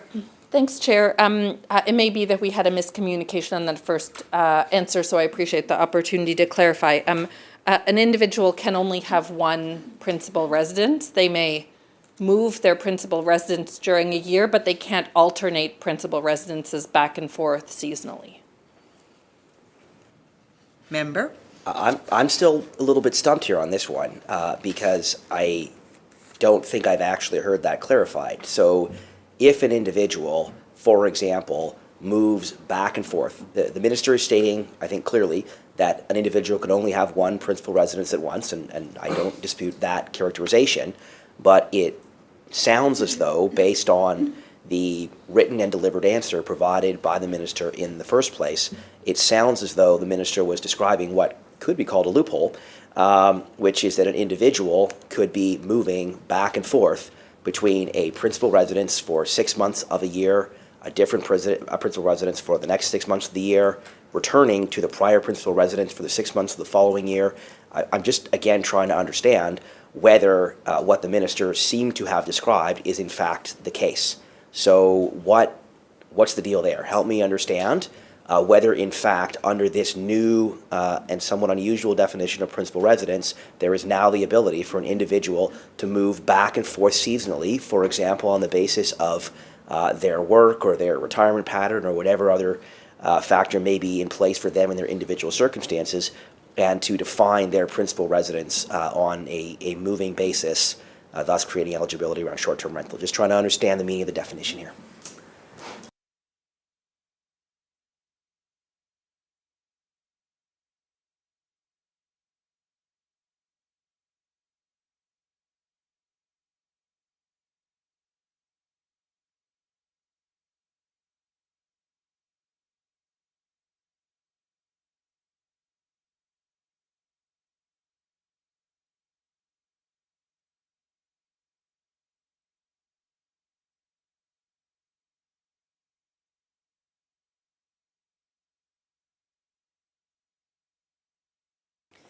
Minister. Thanks. Again, happy to continue to clarify. If somebody has a winter home and a summer home in BC, very lucky. And for tax purposes, that person will have had to declare one of those homes their principal residence. This act defines principal residence at a high level. More details are provided through regulation, policy guidance, and the registration process. So for example, Section 5.1 of the regulations outlines the documents that can be used to demonstrate principal residence during registration, including ID, relevant insurance certificates, or a property tax notice. Those are all relevant to only being able to have one principal residence at a time. And being able to switch them, again, seasonally. Member? Okay, I'm still a little bit fuzzy here. So it sounds as if the minister has just clarified that there is no connection between the CRA definition of principal residence and the definition of principal residence that is being used here. Is that correct?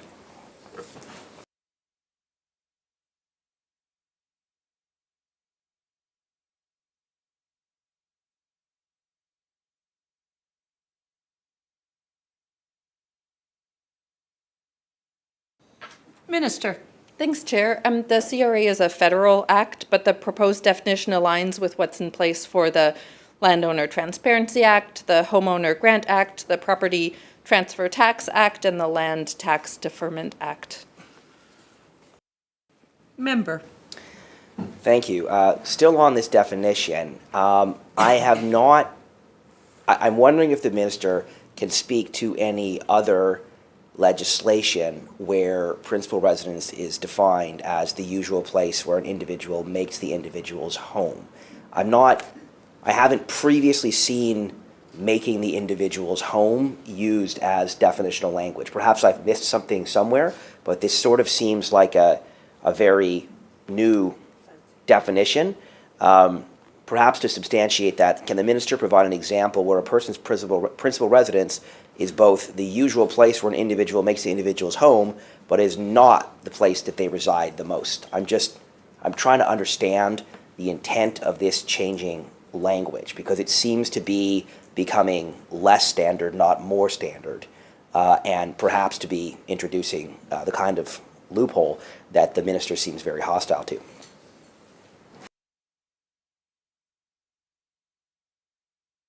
Minister?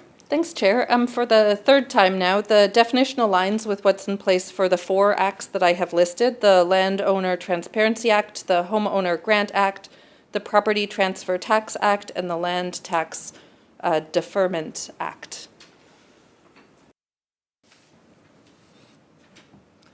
Let's try and keep the repetition down a bit.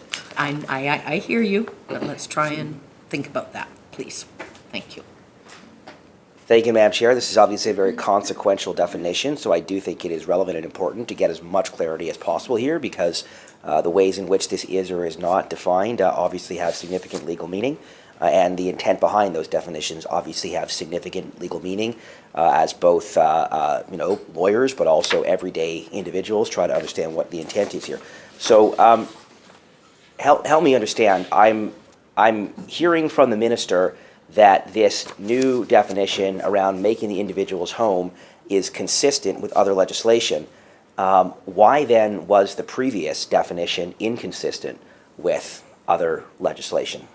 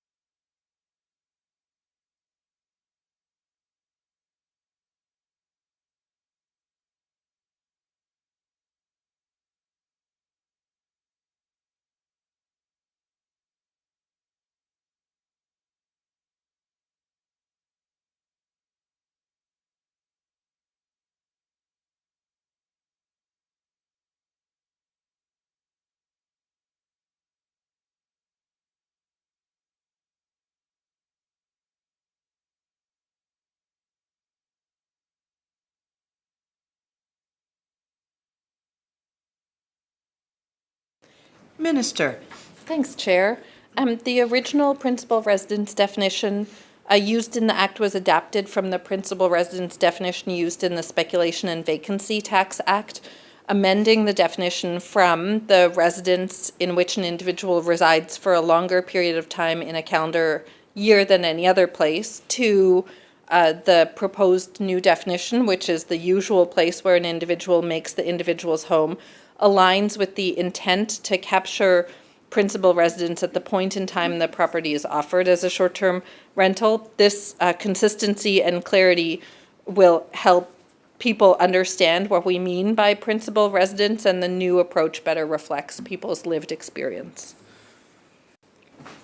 Member. Thank you. As the minister raised people's lived experience, I will just circle back for the question that was left incomplete in my last round here.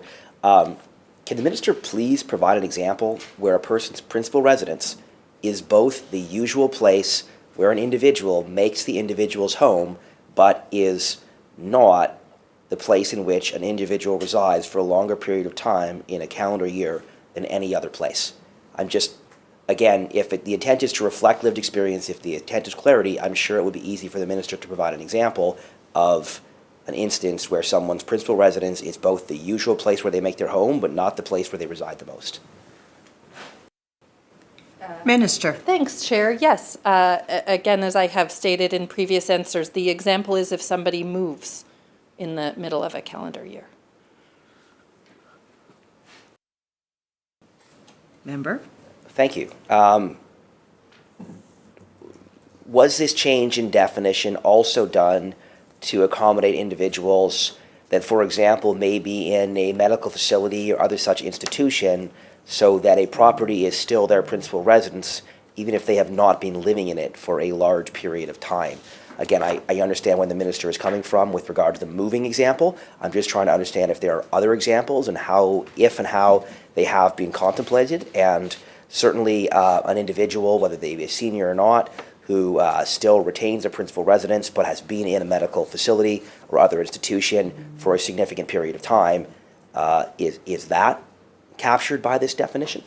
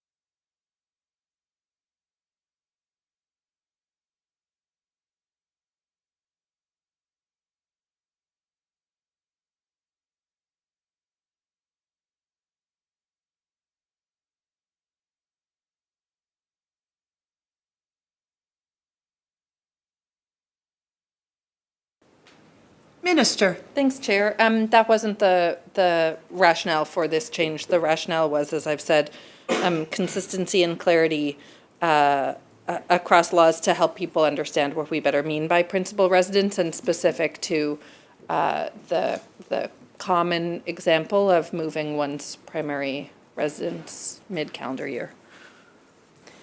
Member. Thank you very much. I appreciate that clarity around the intent. I would also like to understand the effect, because the example that I have provided is a real one for a good number of people. So I just wonder if the minister can expand for clarity a little bit on what the effect would be. So again, if there is an individual who is in a medical facility or in a jail or in some other place, that means that they are not in their property, but that property is still where that individual makes that individual's home. Or if, for example, they spend more of their time in a given year staying in hotels than they do staying in that particular place, but it is still what they consider to make their individual home. I'm again just trying to understand what the interpretation would be there, because there are very real circumstances that could be captured that I think it's actually very important that the government provides clarity around what they mean, because there might, for example, be again, a senior who is indisposed, who is in medical care, but who still considers a given place to be the place where they make their home. So I hoped that there was more thought put into this before the legislation was brought forward, but if there has not been, I would love to hear any thoughts on it. And frankly, if there are not thoughts on it today, I fully accept the possibility that it hasn't been contemplated, and I would hope that it would be thought through as this moves forward.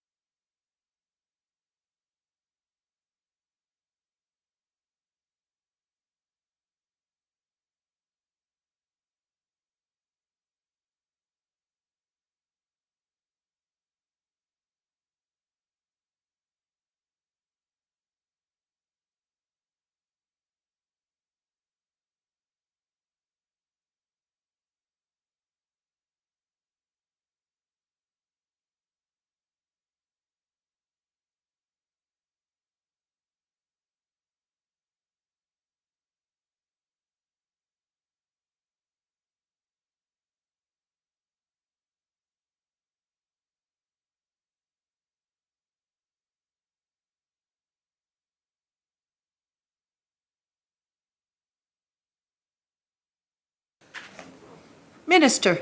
Thanks. And so the short answer is that it depends. We're dealing in hypotheticals here, which we try not to do. There are a range of individual circumstances. Obviously, a difference if you are going into the hospital for a month for a hip replacement surgery or moving into long-term care on a permanent basis.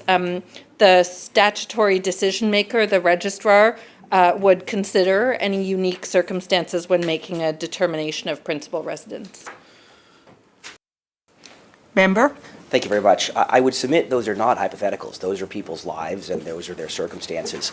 And while I respect that there may be particularly elaborately complex circumstances where there needs to be a determination made, I think that it would be very valuable to make sure that as much upfront guidance as possible can be provided so that a fairly, a reasonable number of circumstances that occur with frequency can be appropriately described so that individuals have a clear sense of how definitions will apply to them.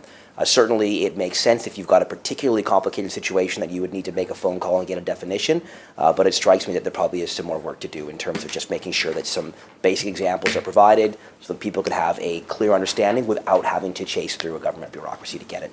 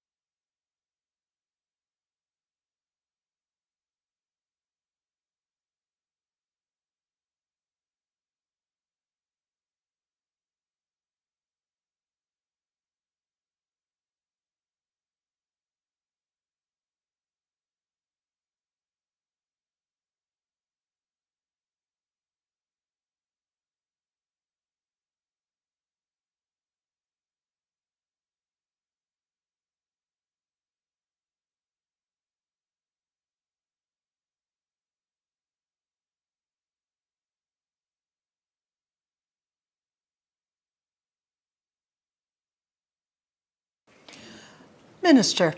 Thanks, Chair. There wasn't a question there, but I just wanted the opportunity to respond to say that there are so many potential individual circumstances. That's why there's a statutory decision maker to navigate these decisions. Shall Clause 34 pass? Aye. So ordered. On Clause 35, recognizing the member from Fraser-Nicola. Thank you, Madam Chair. Appreciate that. So question here is, we're just looking for some clarity around this Clause 35 here, and can the Minister please expand on what authority shifts from responsible official to registrar or director means? Just get some clarity on that for us.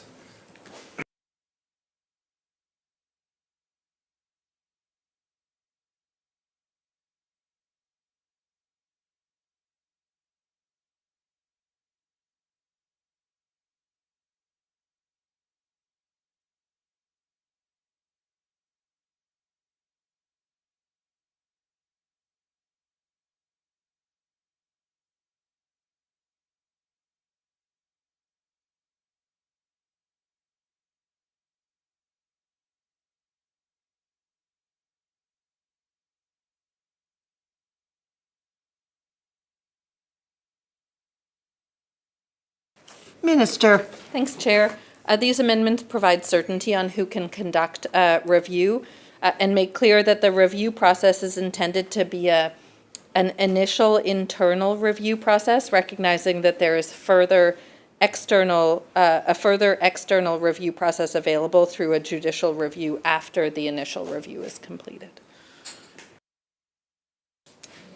Shall Clause 35 pass?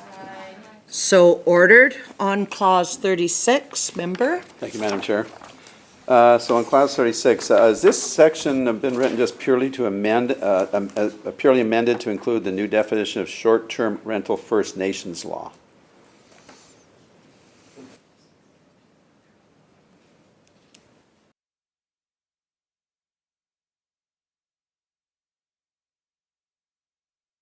Thanks. Yes.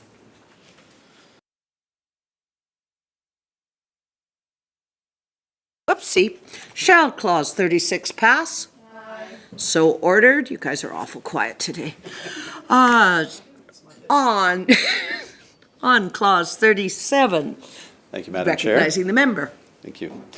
So in Clause 37, does this mean that the Act or regulations will apply differently to different areas within the Nisga'a lands or the treaty lands of a treaty First Nation?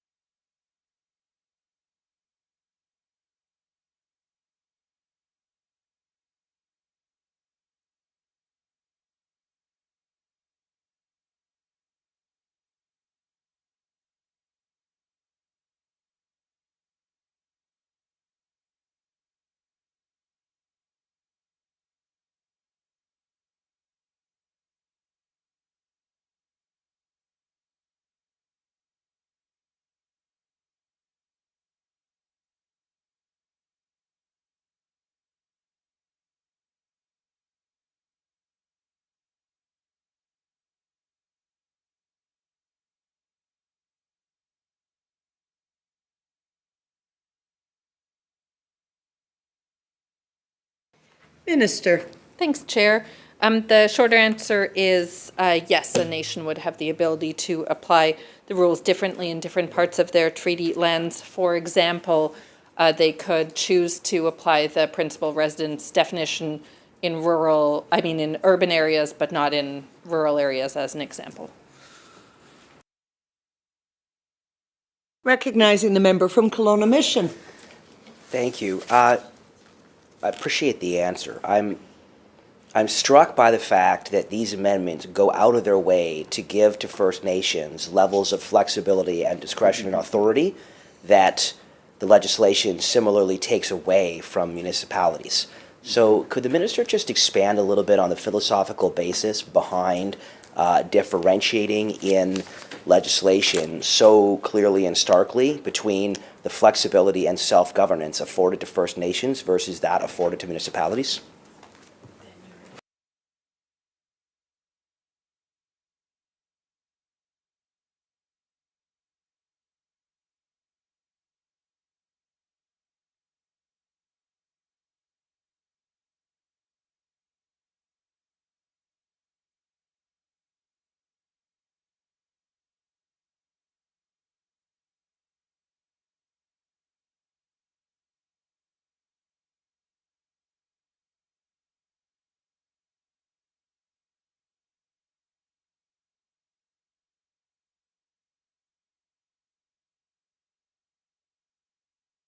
Minister. Thanks, Chair.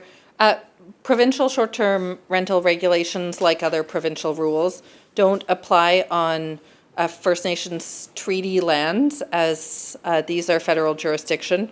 Modern treaty nations can opt in voluntarily to have aspects of the framework apply to their treaty lands through a coordination agreement, and the amendments proposed in this package are intended to expand the aspects of the framework that can be accessed by a modern treaty nation, so they can access them in the same way that a local government can.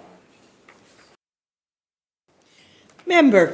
Thank you. I appreciate the answer, but just to be clear on the net effect of these changes, the situation that is being created or maintained is that municipalities have significantly less flexibility over their control over what happens with short-term rental within their domain than First Nations do.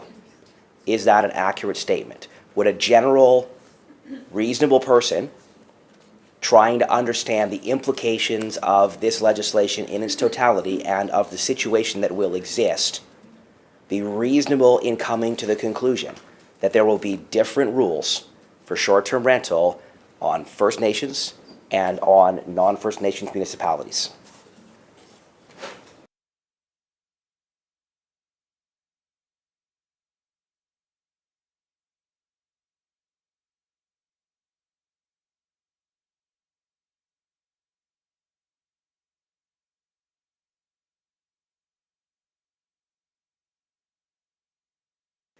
Minister. Thanks. Again, to clarify what I have already said, treaty nations are self-governing nations, whereas local governments fall under provincial law. So they're currently different circumstances.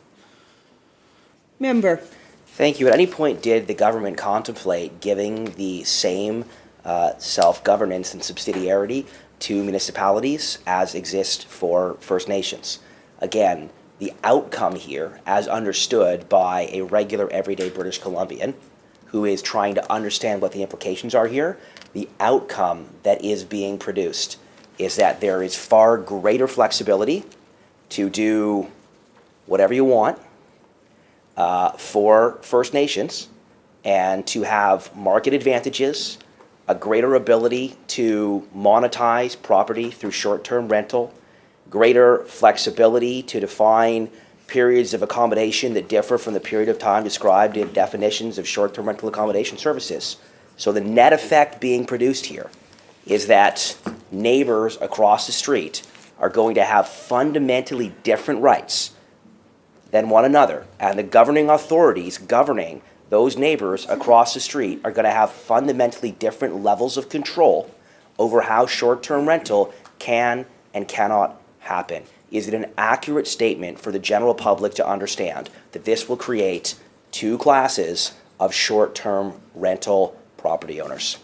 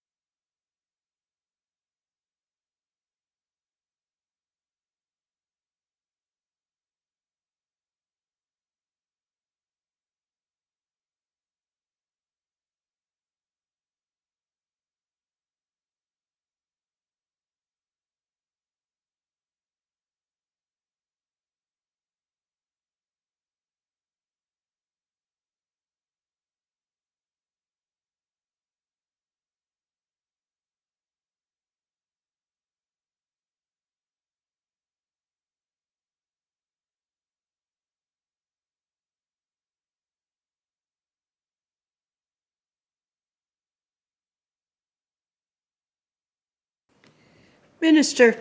Thanks, Chair. The member seems to not understand the basics of treaty, but this act doesn't change anything on that specific front. Member. Thank you. That wasn't the question. The question, again, was will there be, going forward, two different classes of property owners in their ability to do short-term rental depending on whether they are on First Nations land or not First Nation lands? Please help me understand that, because that is, the public isn't interested in legal analysis. The public is interested in understanding why it is that government sees fit to restrict their municipalities and to restrict their rights while their neighbors across the street have far greater rights. That is the nexus of the exact kinds of conflicts over land and title and rights that are playing out right now in this province, and the minister seems very unwilling to engage with that question from the perspective of an everyday British Columbian who will be affected by it.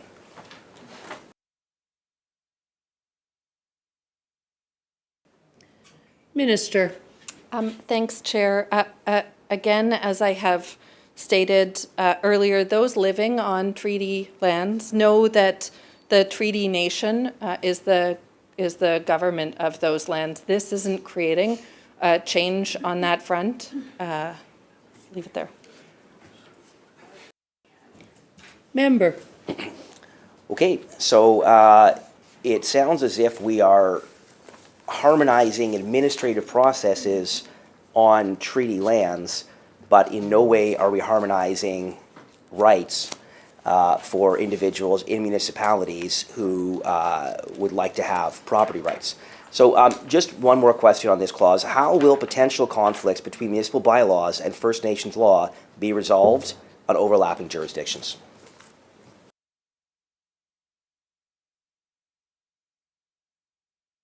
Minister. Thanks. There are not municipal bylaws on treaty lands. Again, a modern treaty nation is a distinct governing form from a local government, and there is not an overlap between the two. Shall Clause 37 pass? Aye. So ordered. Shall Clause 38. On Clause 38, recognizing the member from Fraser Nicola. Thanks, you, Madam Chair. Appreciate that. So in Clause 38, how will the registrar ensure that the process will be fully independent?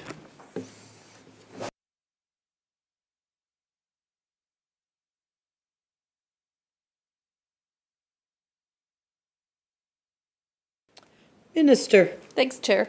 This section ensures that there's separation between the person conducting the review from the person who made the original decision. Member. Thank you. Must the person who is a registered delegate's power to make a decision about a person's registration or renewal of register be a responsible official for that purpose?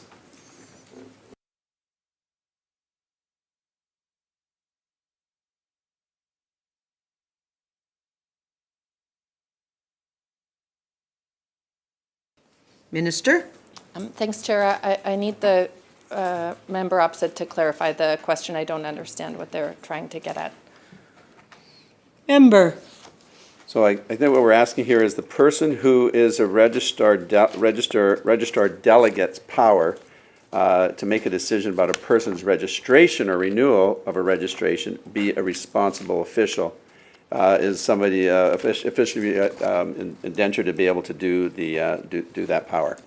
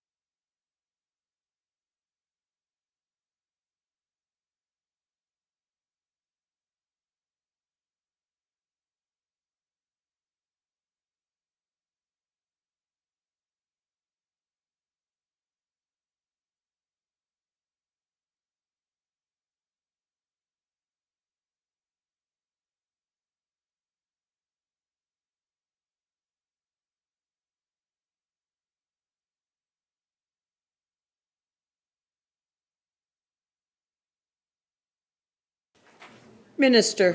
Thanks, Chair. This clause is, removes the,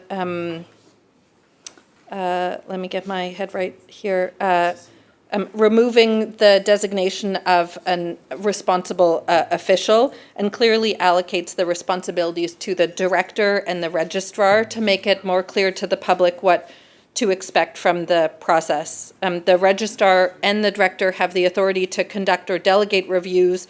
However, to ensure fairness, this clause ensures that the same person can't act in both of those roles to review their own decisions.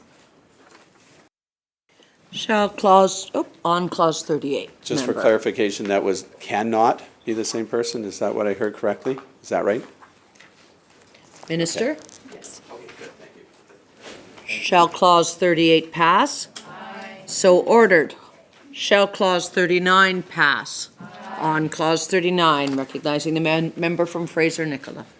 So in clause 39, why is the minister limiting the grounds for reviewing a person's registration?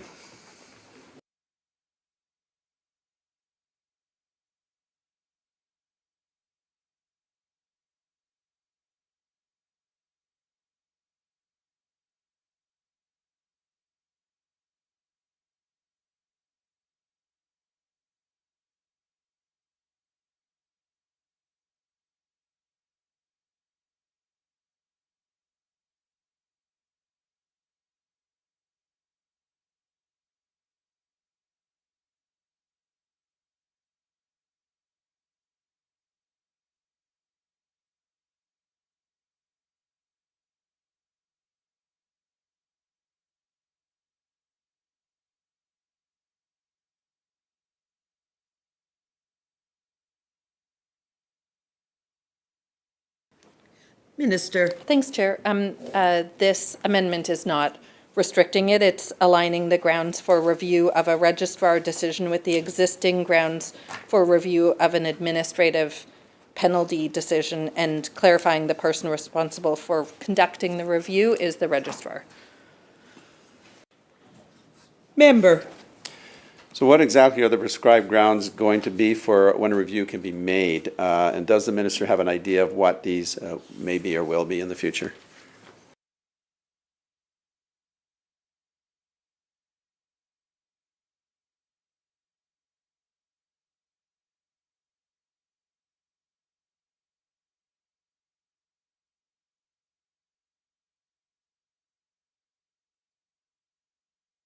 Minister. Thanks, Chair. So additional grounds that are already prescribed for regulation for administrative penalty reviews include when technical errors or administrative procedural errors occur.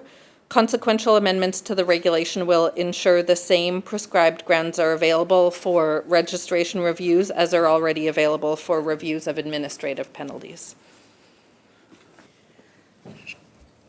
Member. Thank you, Chair. And thank you for that answer and the clarity. But will there be any hardship or fairness exceptions where evidence exists but couldn't be gathered in time for review?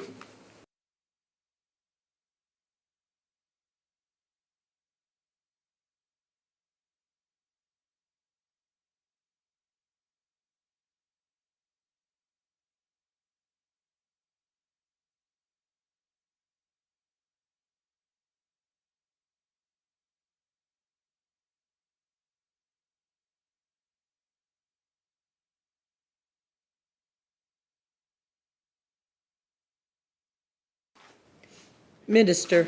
Thanks, and yes, there are provisions for if a person was unable to be heard because of circumstances beyond their control, which would include a legitimate timing concern. Member.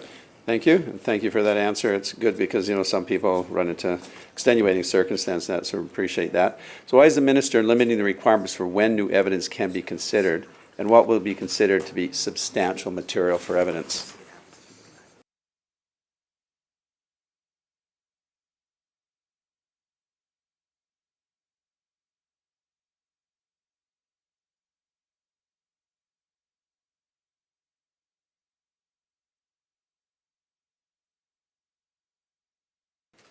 Minister. Thanks, Chair. the amendment specifies that the registrar may consider new evidence only if the registrar is satisfied that the new evidence is substantial and material to the review and did not exist when the decision was made, or did exist but was not discovered, or could not, through the exercise of reasonable diligence, have been discovered.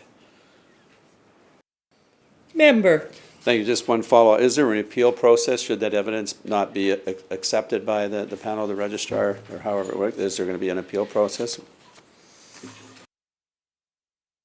Minister? Yes, thanks. The process provides an opportunity for a limited administrative review, not for appealing the original decision. Appeals of the original decision can be sought through a judicial review. Shall Clause 39 pass? Aye. So ordered. On Clause 40, recognizing the member from Surrey Serpentine River. Thank you, Madam Chair. It's good to be standing up again for a little while. My turn. What are the consequences in Clause 40 for providing false or misleading information to the registrar or a designated person by the registrar?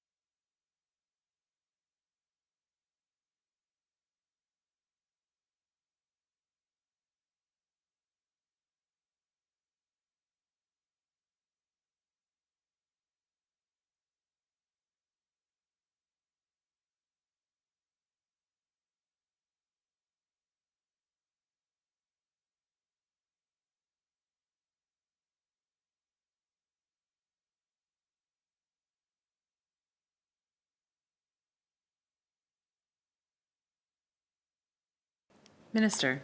Thank you and welcome.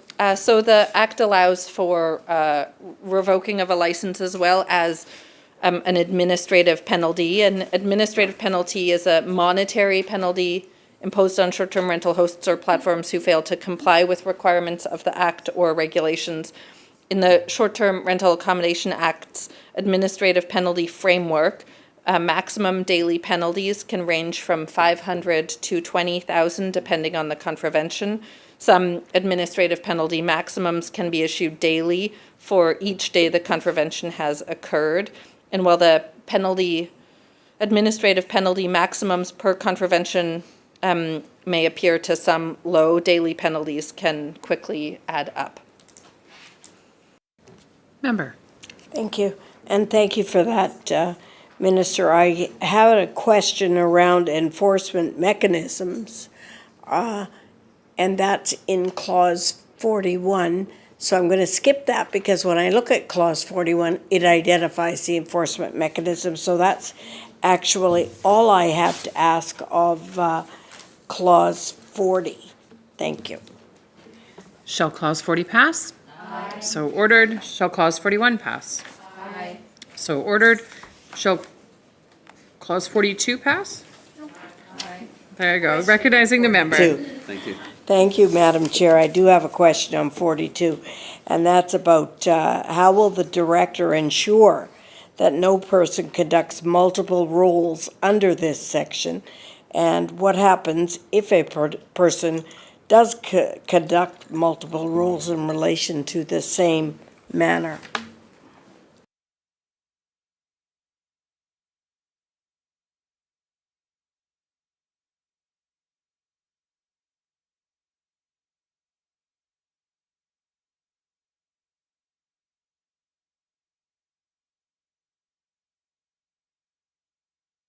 Minister.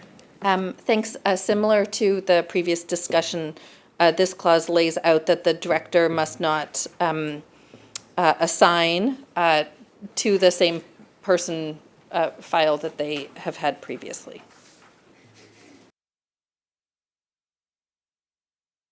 Shall Clause 42 pass? So ordered. Clause 43, recognizing the member. Thank you, Madam Chair, and welcome to the chair. So 43, why is the director not obliged to make the information in subsection 1A and B available to the general public?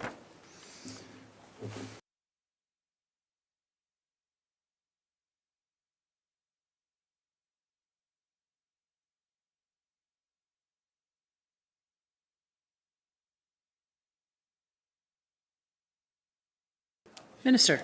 Thank you, Chair. This clause specifies that the director may publish or otherwise make available to the public orders, notices, agreements or decisions or summaries of them made under Part 4. Member. So a more personal one is why may information made to the public include personal information, especially after some of the chat we've been talking about around personal information.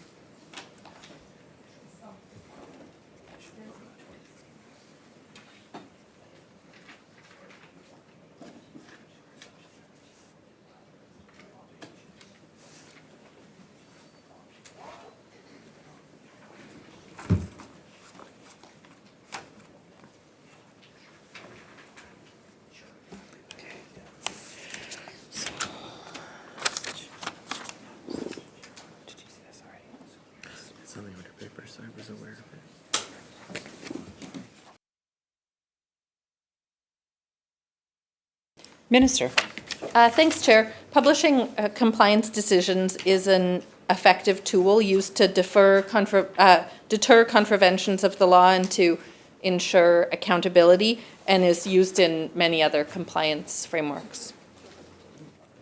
Member. Thank you very much. Appreciate the answer.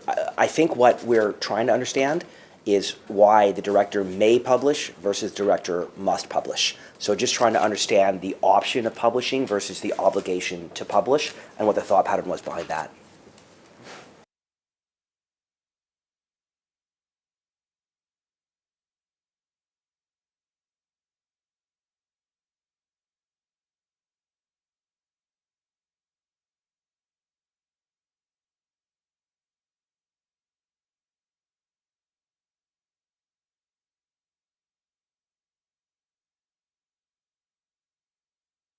Minister. Thank you. It simply allows some discretion in that publication. For example, if somebody made a error versus if they are a repeat offender in contravention. Member. Okay. Can you give me a real-life example of the kind of personal information that would be available to the public? And what the thinking is behind, I mean, I get what the thinking is behind the release is hopefully you'll behave better. It's like when they used to publish Joe was drunk and disorderly in the newspaper years ago.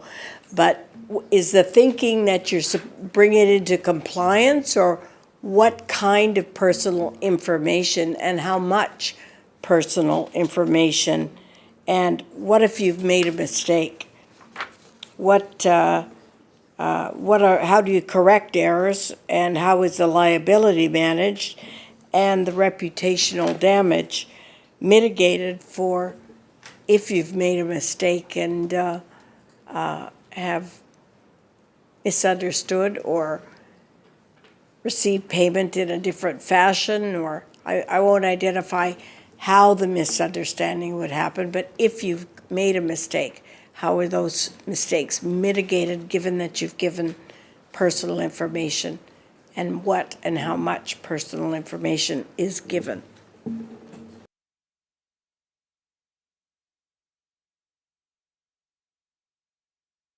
Minister.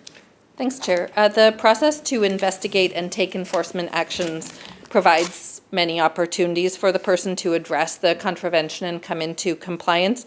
By this stage, the person has had adequate time to assess the impact of having enforcement actions taken against them and their and the impact of having their personal information published online. A basic summary of the compliance order or administrative penalty would be published that may include the person's name, the general location of the property where the contravention occurred. So, for example, the municipality or community, the contravention and reasons for the action taken, and the amount of administrative penalty and reasons for it. Shall clause 43 pass? Aye. So ordered. Shall clause 44 pass? Recognizing the member. Thank you, Madam Chair. If I can just get a little bit more elaboration on the kinds of discretion granted under this section. I'm trying to understand this, and as I read it, it sounds like effectively we're creating mechanisms for a plea deal or mechanisms for negotiation between an individual who might be subject to a penalty and the director. I'm just trying to understand what the mechanics envisioned for this are, and in particular what the kinds of terms and conditions might potentially be incorporated by the director in order to not enforce an administrative penalty.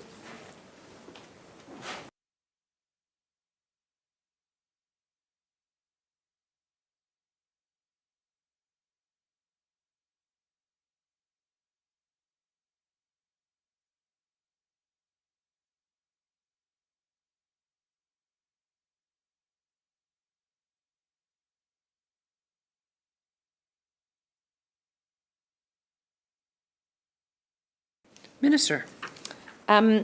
Thanks for the question, and through you, Chair.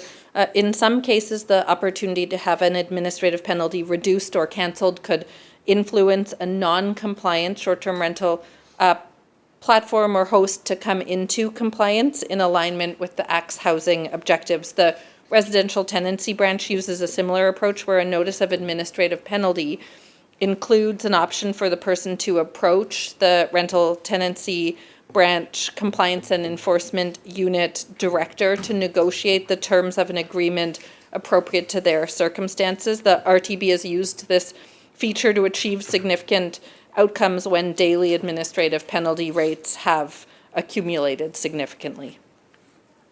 Member. Thank you. I appreciate the answer. That makes sense.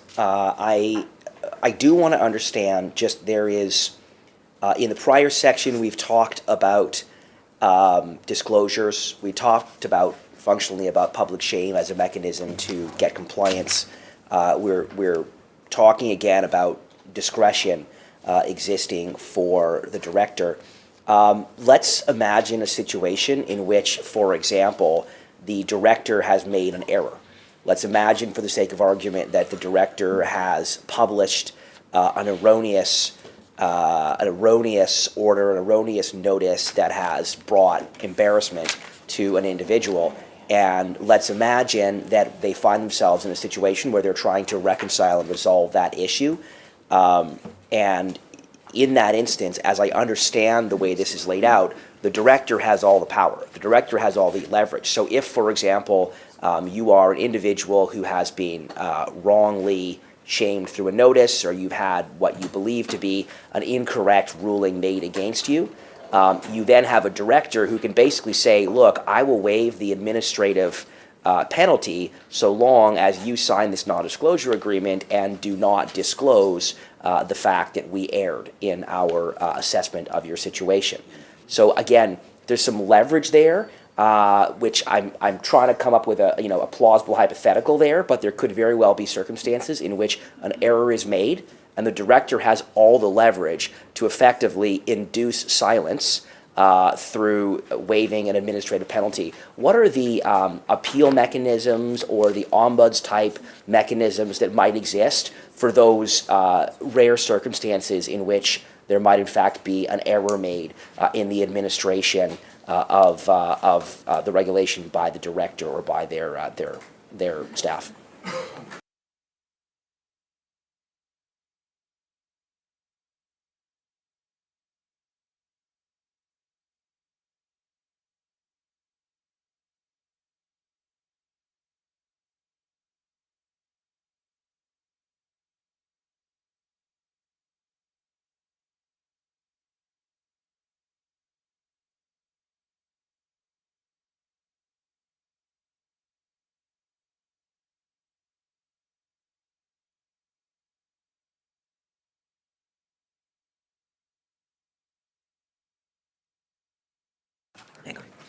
Minister.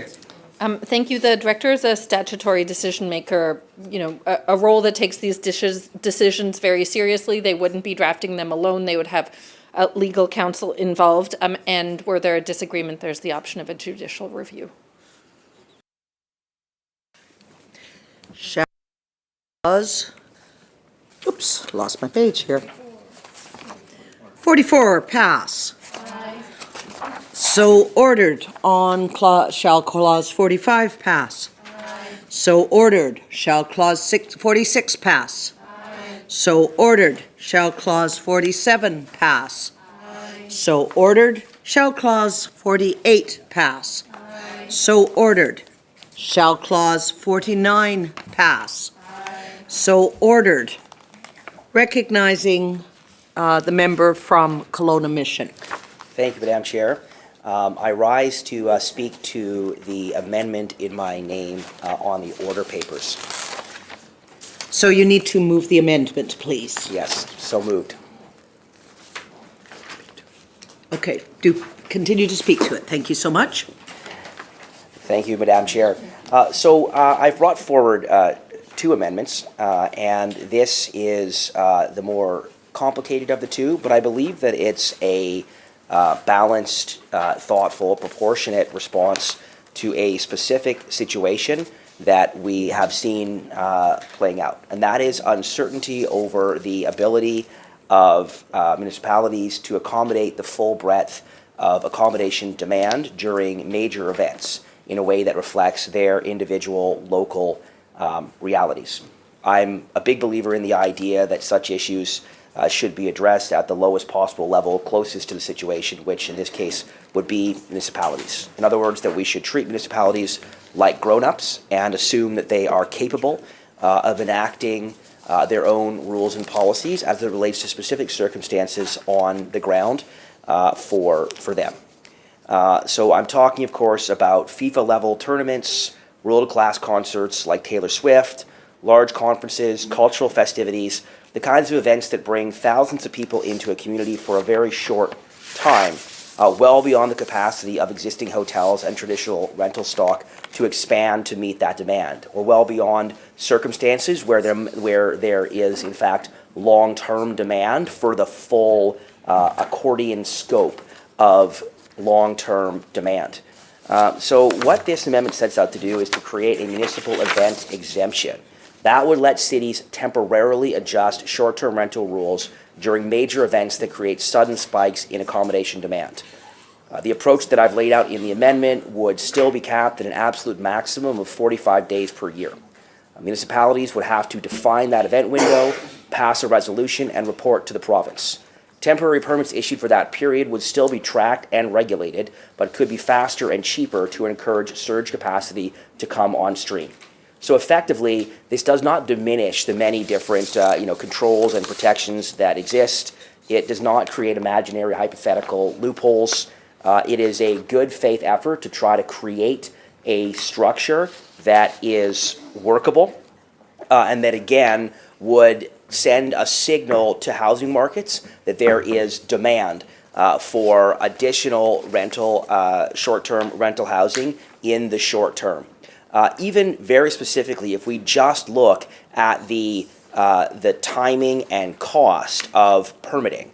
The process enacted by the province has encountered some criticism for its complexities, for its slowness, for its inability to keep up, and of course for its cost. So in those instances where a municipality, acting as a grown-up, understanding what is needed for its community, wants to have the ability to encourage a short-term surge of temporary short-term rental accommodations, which the intent is not to take away from existing long-term rental stock, but simply to get more housing into the market, more accommodation into the market. That is what this amendment sets out to do. Again, it's a very carefully calibrated, common sense, subtle amendment that I've brought forward in good faith, and which I believe could be a way to address some of the additional surge in demand for major events, and again to return a small iota of control to municipalities on the assumption that they will make good, smart rules because they are in fact grown-ups who understand their communities, their local housing markets, their tourism markets, and the economic and other consequences of the approach that they take. Thank you very much, Madam Chair. So first of all, I'd like to say thank you to the member for getting this amendment on the order sheet a couple of days ahead so that it had the opportunity to be reviewed fully. It is the ruling of the chair that this amendment proposed by the member for Kelowna is actually beyond the scope of Bill 25 and is therefore considered to be out of order at this time. But thank you so much for bringing it forward. That's appreciated. Madam Chair. Recognizing the member. Thank you, Madam Chair. I anticipated the possibility that might very well be the case, and as the Minister is aware, I have also brought the exact same amendment forward as a private member's bill, which is now sitting on the order paper. So if the Minister would like to actually debate this good faith amendment, I would encourage her to speak to her House Leader and ask that the bill be called. So that is for some other time. Thank you so much. Shall Clause 50 pass? On Clause 50, recognizing the member from Surrey Serpentine River. Thank you. Speaking to Clause 50, can the minister, through the chair, explain why Cabinet can now direct what grounds a registrar or the director may consider when someone asks for a view, and why not allow the registrar or the director to include what they consider to be necessary in terms of a review?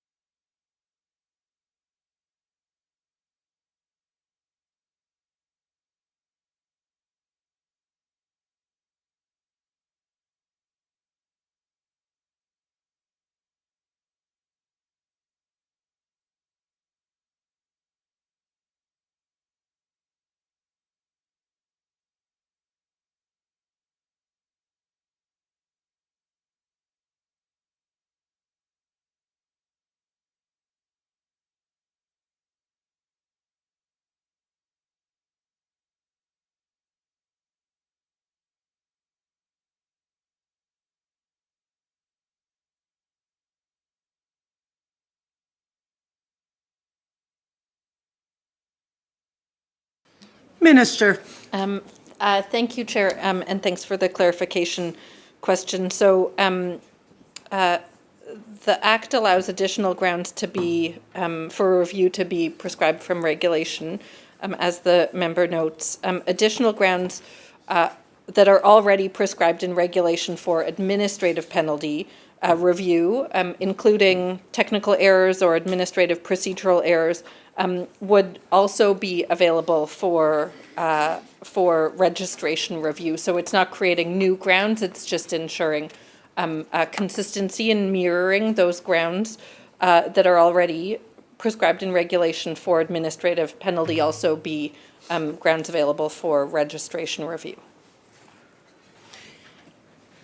I'm just going to take a minute to remind the committee that at 6 o'clock or thereabouts, the division bells will ring, at which point I will adjourn the committee for this evening. So just be aware this is kind of your 15-minute warning. Thank you. Recognizing the member from 15 minutes. 15, yeah. Recognizing the member from Surrey Serpentine River. Okay, this question is relatively similar. I'm wondering why Cabinet needs the power to set the mandatory conditions on penalty and settlement compliance agreements, and why, rather than the director enforcing a fine.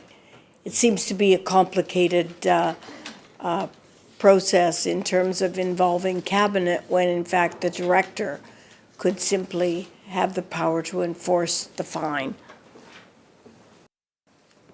Minister. Thanks, Chair. It's very standard to have cabinet oversight over regulations, and it's consistent with what's already in the current rules.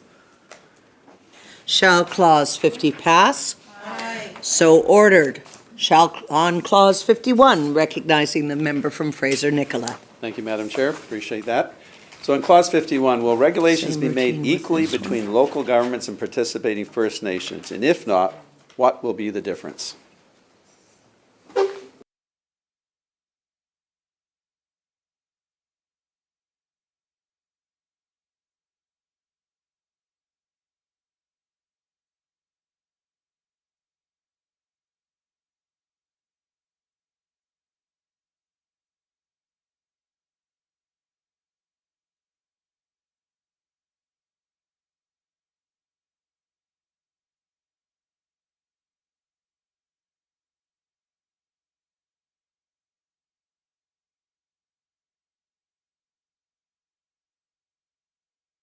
Minister.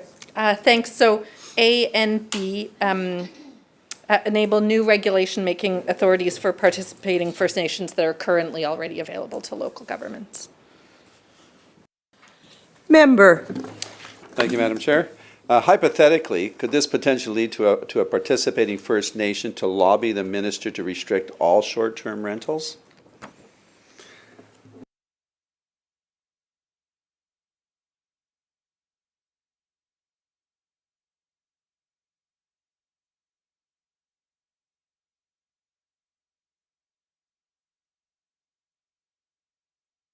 Minister. Thanks. As we've covered previously, a treaty First Nation has their own lawmaking authority. If they wanted a coordination agreement, they would have these conversations through that. Shall Clause 51 pass? Aye. So ordered. On recognizing the member of Kelowna Mission. Thank you, Madam Chair. I rise to move the amendment in my name, adding Clause 51.1. Very good. Carry on. Thank you. There's no need for it. It's already on the order paper, but thank you. I have brought forward this amendment on Bill 25 because, as I have alluded to throughout debate on this bill, I believe there are opportunities to make simple, common sense changes to the Short-Term Rental Accommodation Act, and that the opportunity to do so has unfortunately been missed in the development of this bill. As the Minister of Housing alluded to earlier, the City of Kelowna has been among the advocates coming to the government and asking them to make this change, and it is unfortunately absent from the bill. The reason why it matters is that communities like mine, Kelowna, are tourism-driven and seasonal in nature, and they face a real and serious challenge under the current opt-out timelines in the Short-Term Rental Accommodation Act. Under the existing rules, as the Minister is aware, a municipality that meets the vacancy rate threshold and submits its opt-out resolution by March 31st must wait until November 1st for the change to take effect. That can mean an entire summer season lost for local businesses, visitors, seasonal workers, and hosts, with significant implications across a tourism-driven economy like Kelowna. My amendment proposes an extremely simple, common-sense change. Keep the March 31st submission deadline, but move the effective opt-out date from November 1st to May 1st of the same year. In regions like mine, the summer months are the beating heart of the local economy. Festivals, sporting events, wineries, tourism operators, and hundreds of small businesses depend on the May to September season. Being forced to wait until next November to implement a locally justified opt-out means we risk losing that entire window. That's poor policy, and it fails to respect the housing and economic realities of our community of Kelowna. Kelowna has outperformed. It has built more homes, met our housing targets, raised our vacancy rates to its highest level in 20 years. Our vacancy rate reached 3.8% in 2024, and it is currently estimated right now today at over 5%. That is significantly in excess of the 3% threshold envisioned in the legislation. So if government genuinely believes in mating community partnerships with municipalities and not just top-down direction, then this change should be very simple, totally non-controversial, and fully supported. This change gives local governments the ability to implement decisions more quickly based on real data, real vacancy rates, and real seasonal demand without waiting through another entire year. The opposite, failing to move it forward, sends a signal to municipal governments that they can do exactly what the province has asked them to do and still be confronted with inflexible obstinacy.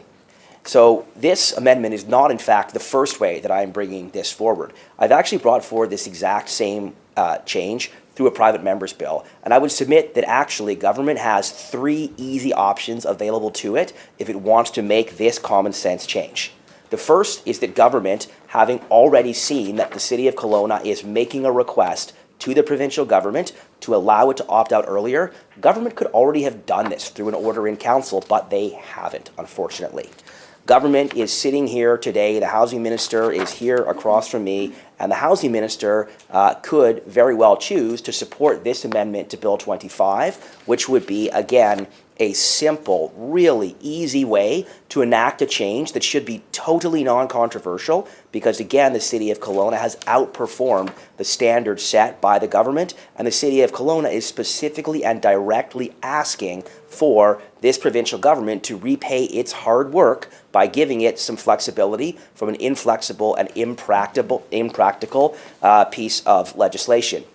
Finally, if the government is unwilling to act by moving this forward through an order in council, unwilling to act by supporting this amendment to Bill 25, then I would submit that government should have the courage to call my private member's bill, to have it debated in the House, and if it will not vote for it, then vote against it. But do it now, do it soon, and tell the people of Kelowna and the City of Kelowna whether, in fact, they can rely on the good faith of this government in repaying their hard work to reach and exceed the necessary vacancy thresholds to be allowed to opt out of the short-term rental regulations and to be able to maximize on our summer tourism season next year. Thank you, Madam Chair. Right, once again, I say thank you for getting this on the order paper early so that it could be considered within the, whether or not it was within scope. And once again, it is indeed considered beyond the scope of Bill 25 and above through these discussions. So thank you very much for bringing it forward, and it is considered out of order at this time. Thank you, Member. Thank you, Madam Chair, and I hope that the Minister of Housing will either go to Cabinet, secure an order in Council, or go to her House Leader and bring this bill forward for debate in the remaining days of this session so that she can provide clarity to hardworking people in Kelowna as to whether or not she will, in fact, continue to frustrate their desire to return to a greater degree of flexibility and to have a strong summer tourism season. Thank you very much.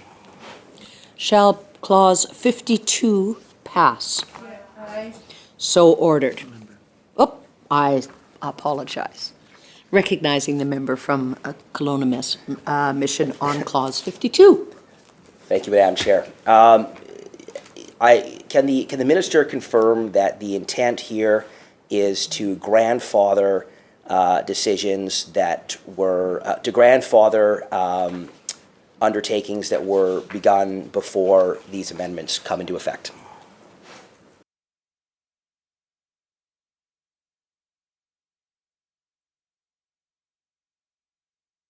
Minister. Thanks, Chair. Yes. Member. Thank you. Residents in my community are curious as to why there is a grandfathering clause that's being implemented here, But in Kelowna, we have, for example, a development called Aqua that over the course of 14 years was developed, built, sold, and brought to market on the assumption that it would be short-term rental at all times during that 14 years. It was literally, the land was purchased on the assumption that it would be eligible to be short-term rental. Individuals made pre-sales contracts on the basis that it would be short-term rental.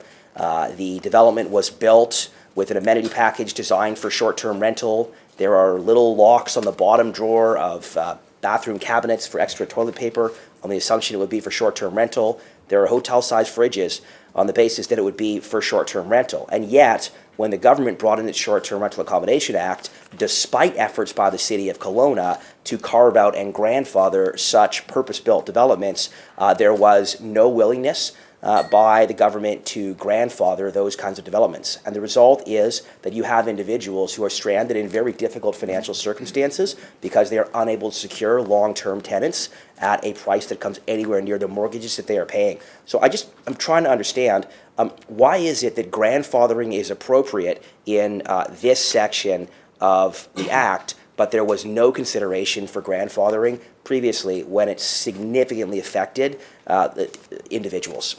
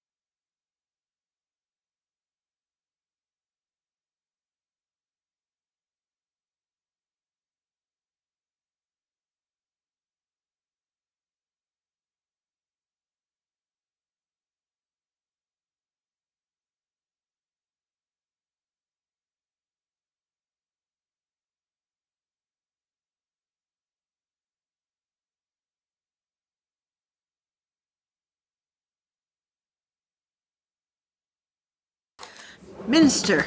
Thanks, Chair. The two situations aren't comparable. Removing legal non-conforming use zoning protections means that short-term rentals that were operating prior to local STR rules being introduced are now subject to these rules. We, in fact, heard from some local governments that non-conforming use rules prevented them from addressing the impacts of short-term rentals on housing challenges in their community. Shall Clause 52 pass? Aye. So ordered. On Clause 53, member. Thank you. I appreciate the answer on 52. I think it is cold comfort to those individuals who have been left in severely difficult situations as a result of the approach. Member, if you'll just stop for a sec. You got control? Yeah. Great, thank you. Member, please carry on. Thank you. As I was saying, I do feel that there's still a tremendous degree of frustration from individuals in my community about the way in which grandfathering or the lack thereof was handled, and that frustration is not going away anytime soon. I will just briefly ask one question on 53. Why is there so much urgency to bringing Section 34 into effect on January 1st relative to almost everything else? Why the urgency of the changes to the principal residence definition?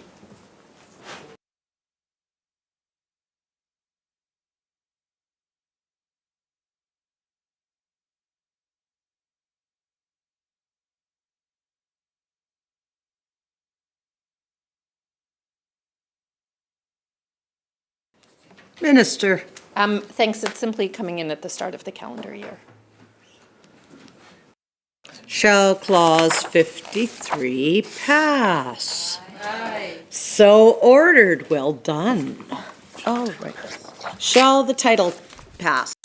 Aye. So ordered.